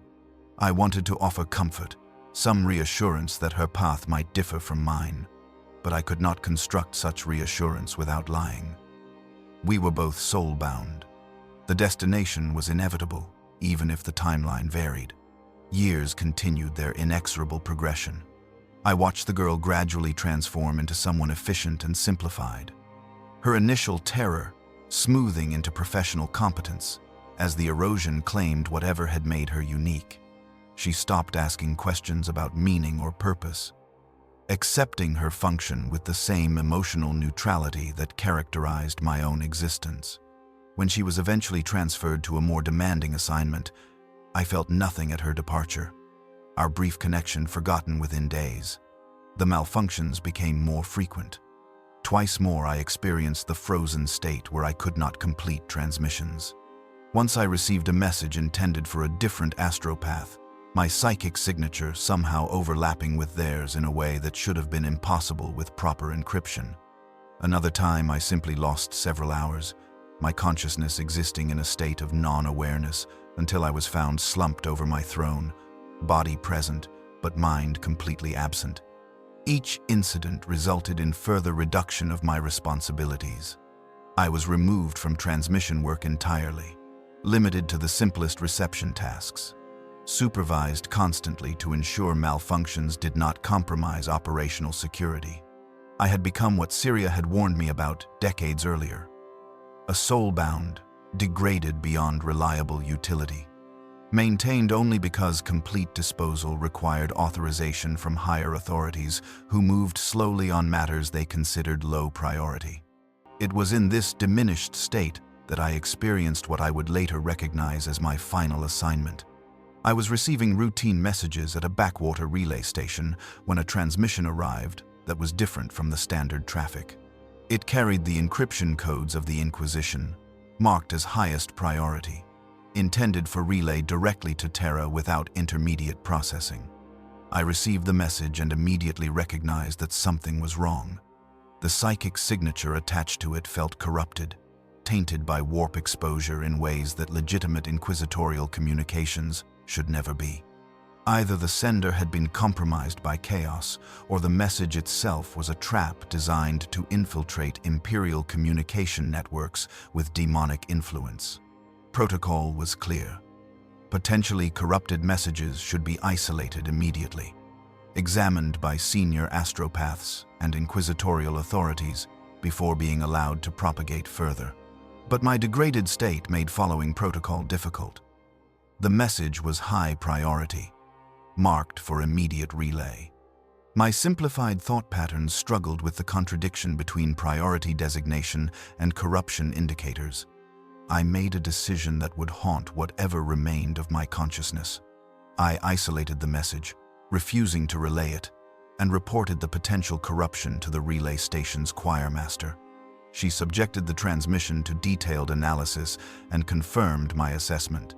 The message was indeed compromised, its encryption codes stolen from a legitimate inquisitor whose ship had been lost in a warp storm months earlier. Relaying it would have introduced demonic corruption directly into palace communications networks, potentially compromising every astropath who touched it. My action prevented catastrophe. I was commended for recognizing the threat and acting appropriately despite my documented degradation. The commendation felt hollow. Acknowledgement of function performed adequately, in a moment of clarity, amid general decline. But the incident also marked me as sufficiently aware to recognize my own limitations. A soul-bound, degraded to the point of unreliability, could not safely handle even simple traffic if they retained enough cognitive function to question orders. I had proven both my utility and my danger simultaneously. 3 days later, I received new orders. I was to return to Terra, to the Sanctum Imperialis, for final assessment and disposition. The language was bureaucratic, devoid of obvious threat, but I understood what it meant. My service was concluded. What remained was only the question of how that conclusion would be enacted. I felt nothing at this news. No fear of death, no satisfaction at service rendered, no curiosity about what awaited. I simply acknowledged the orders and prepared for transport. The girl named Kaira had died decades ago in golden fire. What remained was barely sufficient to call a person, and whatever ending awaited held no particular significance beyond the cessation of function. I boarded the shuttle to Terra carrying nothing, possessing nothing, being nothing beyond a collection of degraded capabilities about to be permanently decommissioned. The irony was not lost on me. I had been soul-bound to serve the Emperor eternally, and that service had consumed me so thoroughly that nothing eternal remained. Only the ending, approaching with the same inexorable certainty as every other imperial decree. The return to Terra felt simultaneously like homecoming and arrival at a place I had never known. The throne world appeared through the shuttle's viewport exactly as it had 70 years earlier, when I had first arrived aboard the black ships. Yet I possessed insufficient memory of that initial arrival to make meaningful comparison. The hive cities still stretched to the horizons. The imperial palace still dominated the landscape with its impossible scale. But these observations carried no emotional weight. They were simply facts, noted and catalogued without significance. The shuttle descended through atmospheric layers thick with industrial pollution, landing at a port facility I did not recognize. Perhaps I had never seen it before. Or perhaps erosion had simply claimed whatever memory I might have had of this location. The distinction no longer mattered. I was led through corridors by silent servitors, their dim consciousness sparks barely registering to my psychic senses, down into the palace depths where I had not walked since my initial transformation. But this journey terminated not at the recovery chambers or training halls, but at a location I had only heard referenced in whispered conversations between soulbound who still possessed sufficient personality to gossip, the Chamber of Final Assessment, where those of us who had degraded beyond utility were evaluated for disposition. The chamber was small, intimate. Its walls bare stone inscribed with prayers so ancient their language predated Imperial Gothic. A single table occupied the center, and behind it sat 3 figures whose combined authority over my fate was absolute. An inquisitor of the Ordo Hereticus, her power armor decorated with purity seals and hexagrammatic wards. A senior astropath whose psychic presence blazed with controlled power despite her obvious physical age. And a tech priest of high rank, his biological components so overwhelmed by augmetics that he barely registered as human to normal senses. Kaira, formerly of Varsavia, soul-bound 73 years ago to the service of the God Emperor. The Inquisitor began, reading from a data slate with clinical detachment. You have been recalled from active duty due to progressive psychic degradation documented across multiple incidents over the past decade. Your functional capacity has declined to the point where continued service poses potential security risks. You are here for final assessment, to determine appropriate disposition. I stood before them, feeling nothing at this recitation of my failures. They were accurate assessments, objective measurements of my decline. There was no shame in degradation that had been inevitable from the moment of binding. Do you understand why you have been recalled? The Inquisitor asked. Yes, I replied. I am no longer reliable. My psychic architecture has fragmented. I represent a potential vulnerability in Imperial communications networks. The senior astropath leaned forward, her eyeless gaze somehow focusing directly on me. Yet your final act of service was identifying and isolating a corrupted transmission that could have compromised palace systems. You demonstrated judgment and initiative despite documented cognitive decline. This suggests retained capacity that exceeds the baseline functionality we observe in most soul-bound at similar stages of degradation. How do you explain this contradiction? I searched for an answer and found only uncertainty. I do not know. Perhaps some core of training persists even when conscious thought fails. Perhaps I was fortunate that the corruption was obvious enough to recognize despite my limitations. I cannot claim credit for capability I do not consistently possess. The tech priest's vox grill emitted a burst of binaric cant before translating to Gothic. Probability analysis suggests the subject retains greater cognitive function than external assessment indicates. Hypothesis: deliberate suppression of personality and memory as defense mechanism against psychic trauma. Query: is the degradation authentic neurological failure or learned helplessness manifesting as capability reduction? The question cut through me in ways I had not experienced in decades, provoking something that might have been recognition or might have been fear. Was my erosion entirely natural? Or had I been unconsciously abandoning parts of myself because retention was too painful? The boundary had always been unclear, but being confronted with it directly forced acknowledgement I had avoided. I do not know, I admitted. I have lost the ability to distinguish between memories that have faded naturally and those I have allowed to slip away. Perhaps there is no meaningful difference. There is substantial difference, the Inquisitor said sharply. Natural degradation is expected, acceptable, the inevitable cost of soul binding. But willful abandonment of self suggests psychological weakness that could be exploited by enemies of the Imperium.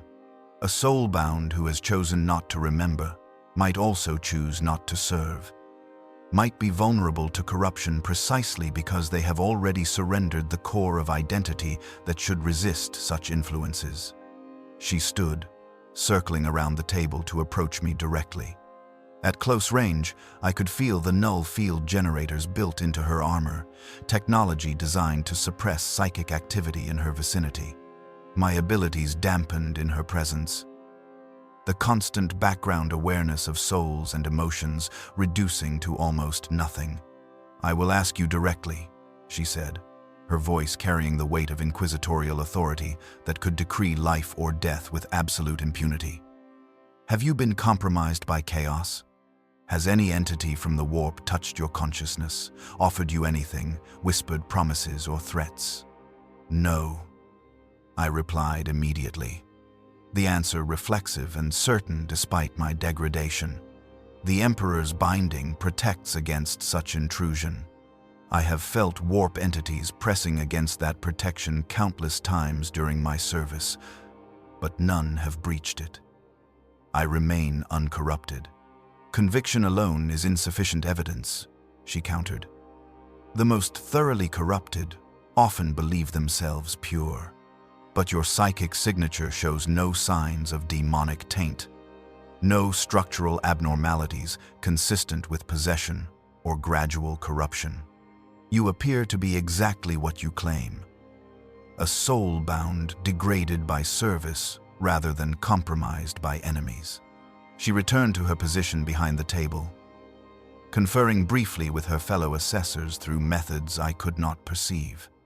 Finally, she addressed me again. We have determined that your case presents an unusual opportunity. the Imperium faces increasing threats across all fronts. The Great Rift has torn the galaxy, warp storms proliferate, demonic incursions multiply beyond our capacity to suppress them all. In this crisis, even degraded assets possess value if properly deployed.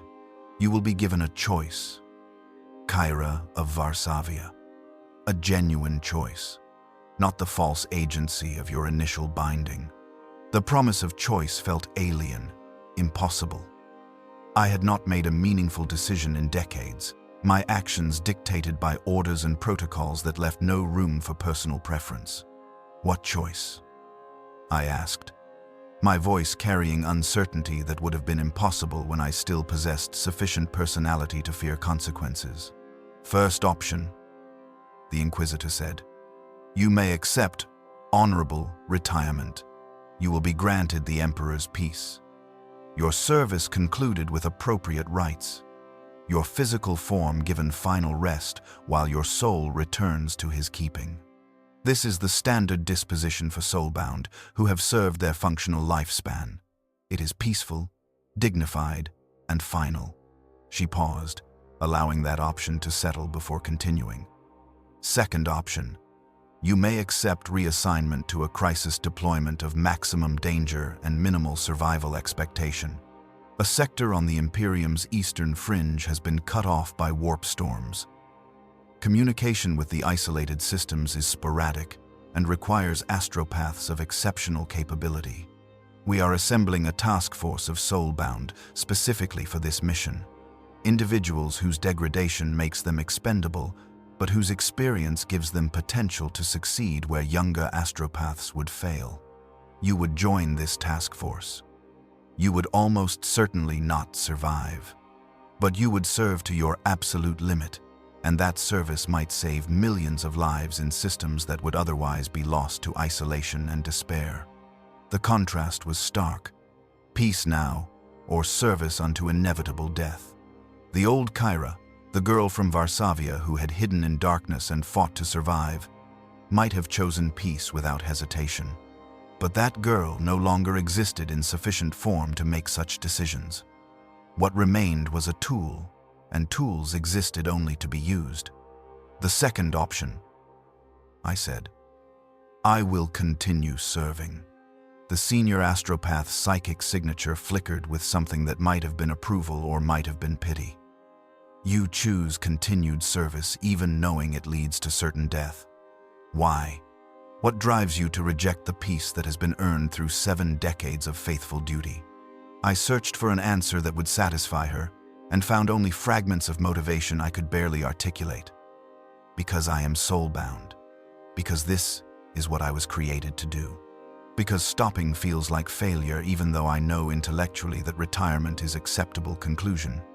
Because I have forgotten how to want things for myself, and service is the only purpose I still understand.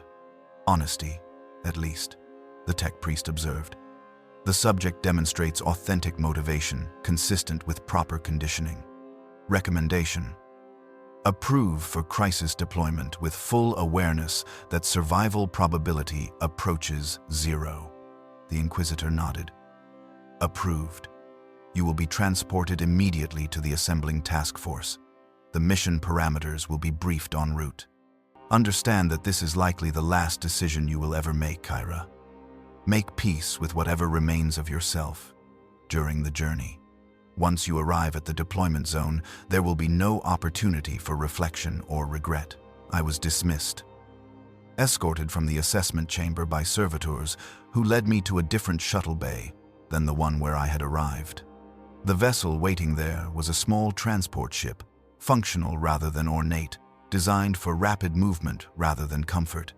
Other soulbound were already aboard, perhaps 20 in total, each one bearing the distinctive marks of extended service and advanced degradation. We did not speak during the journey to the task force assembly point. Communication flowed through psychic channels instead, brief exchanges of identification and capability assessment. I perceived their erosion as they perceived mine, recognized in them the same hollowness that characterized my own existence. We were the expendable. the degraded, the soul-bound, who had served long enough that our loss would constitute tragedy only in the abstract sense of any human death, not in the specific sense of losing someone whose absence would be mourned. The task force flagship was a light cruiser named the Undaunted Faith, its hull bearing the scars of multiple campaigns and hasty repairs. We were received aboard by a naval captain whose psychic signature blazed with determination and barely suppressed desperation.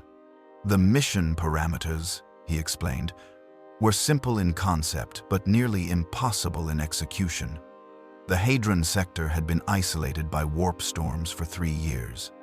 17 inhabited systems, perhaps 40 billion human souls, cut off from the wider Imperium, with no way to call for aid or report their status. The storms had begun to show signs of weakening, creating narrow channels through which a ship might pass, if guided by a navigator of exceptional skill and supported by astropaths capable of maintaining communication despite the interference.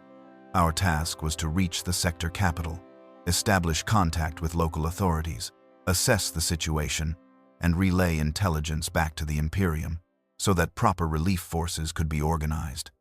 The warp storms made this communications role extraordinarily dangerous. Every transmission would require pushing psychic presence through chaotic immaterium that could shred an unprotected mind instantly. Even soulbound, with the Emperor's protection, faced significant risk of dissolution with each attempt. We expect approximately 50% casualties among the astropathic contingent, the captain said with brutal honesty. Possibly higher depending on conditions we encounter. This is not a mission with expectation of survival. This is a mission where success is measured by whether we transmit critical intelligence before we all die. If you have reservations, speak now. I will think no less of anyone who wishes to withdraw. None of us withdrew. We had already chosen service unto death. These specific parameters merely clarified what we had accepted in principle. The journey to the warp storm's edge took 2 weeks through relatively calm immaterium. Time we spent in preparation and such rest as our degraded states permitted. I found myself in conversation with another ancient soulbound, a man named Vek, who had served for nearly a century before his degradation had marked him for this final mission. "Do you remember your binding?" he asked during a rest period, his psychic presence carrying genuine curiosity that seemed remarkable given our shared condition. "Fragments," I replied. "I remember the pain, the burning of my eyes, the sensation of my soul being chained, but the emotional content has faded. It feels like something that happened to someone else." "Same for me," Vek admitted. "I remember 90 years of service with perfect clarity, every transmission and reception catalogued in my memory. But of who I was before the black ships, nothing remains. Not my world's name, not my family, not even my original name. Vek was assigned to me during training. I might have been someone else entirely before that, and I would never know." "Does it trouble you?" I asked. "The loss of self?" He was silent for a long moment, his psychic presence flickering with something too complex for my simplified perception to fully parse. "It did. Once. Decades ago, I mourned constantly for the person I had been, grieved for memories I could feel slipping away but could not hold on to. But eventually, even the capacity to mourn eroded. Now I simply acknowledge the loss without feeling it. Is that peace, or just another form of death? I cannot determine." We did not speak again before we reached the warp storms.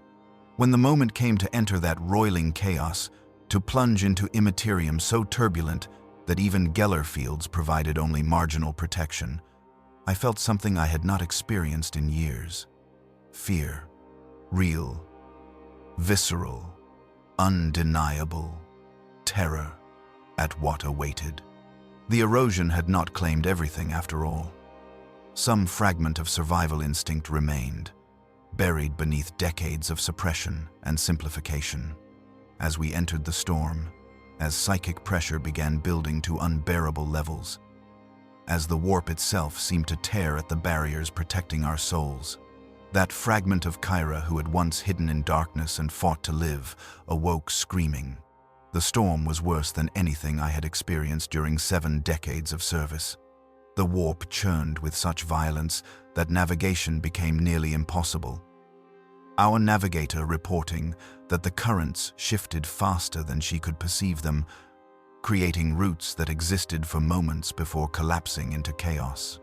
The Geller field flickered and strained, its generators pushed beyond design specifications, warning klaxons blaring constantly as tech priests worked desperately to maintain the barrier between reality and nightmare. And through it all, we soulbound sat in our choir chamber. Our consciousnesses extended into that chaos, attempting to maintain psychic contact with the Imperium we had left behind. Each transmission was agony, forcing thoughts through interference that shredded them into fragments. Each reception was torture, warp noise overwhelming any legitimate signal, requiring constant filtering and assessment to distinguish communication from the screaming of daemons. 3 astropaths died in the first day. Their souls simply tore free from their bodies, dissolved by exposure to raw warp energy that our Emperor granted protection could only partially shield against. Their bodies remained alive, hearts beating, lungs drawing breath, but consciousness gone forever. Servitors removed them from their thrones, and the rest of us continued working, pretending not to know that we would follow them soon enough. On the 4th day, we achieved contact with something in the isolated sector. Not clear communication, not yet, but psychic presence that suggested inhabited worlds still survived within the storm-racked space. I volunteered to attempt full transmission, to force a message through the interference despite knowing the cost. The choir master, herself degraded and dying, her ancient body barely clinging to life, approved my request. "Push as hard as you can," she instructed. "If you burn out, you burn out. We need to know what awaits us in the Hadron sector before we commit to full penetration of the storm barrier." I extended my consciousness into the warp, pushing through currents that felt like razors across exposed nerves. The Emperor's binding blazed around my soul, golden chains glowing with protective power, but even that ancient might could only withstand so much. I felt the chains beginning to crack, stress fractures appearing in the psychic architecture that had defined my existence for 7 decades. But I pushed forward anyway, because this was my purpose, because I had nothing else, because the girl who might have fled had died long ago, and what remained knew only service. I reached through the chaos, touched a mind on the other side, an astropath stationed in the Hadron sector who had maintained vigil despite years of isolation. The contact was brief, fragmentary, but sufficient. I perceived the situation in the isolated sector through her consciousness. Systems besieged by Xenos and heretics who had taken advantage of the isolation.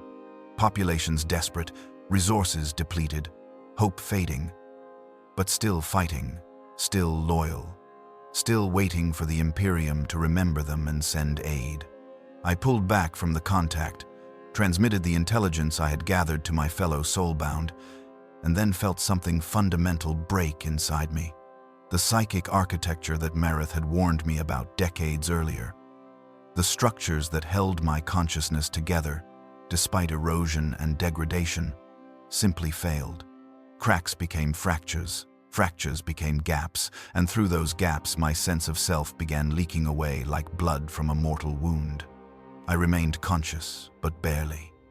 My perception fragmented into disconnected pieces, each moment of awareness separated from the next by voids where consciousness simply did not exist. I perceived the choir chamber, then nothing, then a memory of the Sanctum Imperialis, then nothing, then a hallucination of Varsavia that never existed in the form I perceived, then nothing, then awareness of my body screaming though I could not hear the sound. Through it all, I felt the golden chains that bound my soul to the Emperor, and I understood finally what they truly meant. They were not merely protection or enhancement or marking of service. They were leash and anchor, preventing my dissolution into the warp even as everything else failed. My body might die. My mind might fragment. My memories might vanish completely. But the binding would hold. I would remain connected to him until he chose to release me, or until death severed what erosion could not. The choirmaster's voice reached me through the fragmentation, distant and distorted. She is breaking. Prepare for extraction and final rites. She has given us what we needed. Let her go in peace. But peace was not what I experienced as consciousness finally, inevitably failed. Instead, I felt the binding tighten, the golden chains constricting, as if to hold together what was falling apart. And in that moment of final dissolution, I perceived something I had never felt clearly before. Him, not his distant presence on the throne, not the vast psychic entity that permeated the Imperium. A fragment of attention from something incomprehensibly vast, turning briefly to acknowledge one more soul about to complete its service. There were no words, no message, nothing so concrete as communication between persons. But I felt something that might have been gratitude, or might have been acknowledgement, or might simply have been the automatic function of machinery so complex it resembled consciousness. And then I felt release, the golden chains dissolving, my soul finally free to return to whatever awaited beyond service. My last coherent thought was neither profound nor dramatic. I simply recognized that I had fulfilled the purpose for which I had been created, transmitted the intelligence that would allow the undaunted faith to complete its mission, served the Imperium adequately, if not exceptionally. The girl named Kaira, who had been bound 73 years earlier, who had endured degradation and erosion and the slow death of self in service to something greater, had finally reached the end. And in that ending, there was something that felt almost like peace. This is what it means to be soul-bound on Terra. Not the ritual alone, though that is horror enough. Not the transformation, though that costs everything you were. It is the long service that follows. Decades or centuries of being more tool than person, more extension of his will than individual soul. The slow erosion of self until nothing remains but function and the dimming memory of having once been human. They say it is the Imperium's highest honor. Perhaps they are right. To be chosen, transformed, and consumed unto complete dissolution in service to the God Emperor and humanity's survival. But honor and horror are not opposites. They often share the same face, wear the same scars, bear the same price. I cannot tell you if the sacrifice is worth the cost. That judgment requires capacity for doubt I no longer possess. I can only tell you what remains when everything else is burned away. Duty, service, purpose. Whether that is enough, I leave for you to decide. My ability to decide ended the day they bound my soul to his.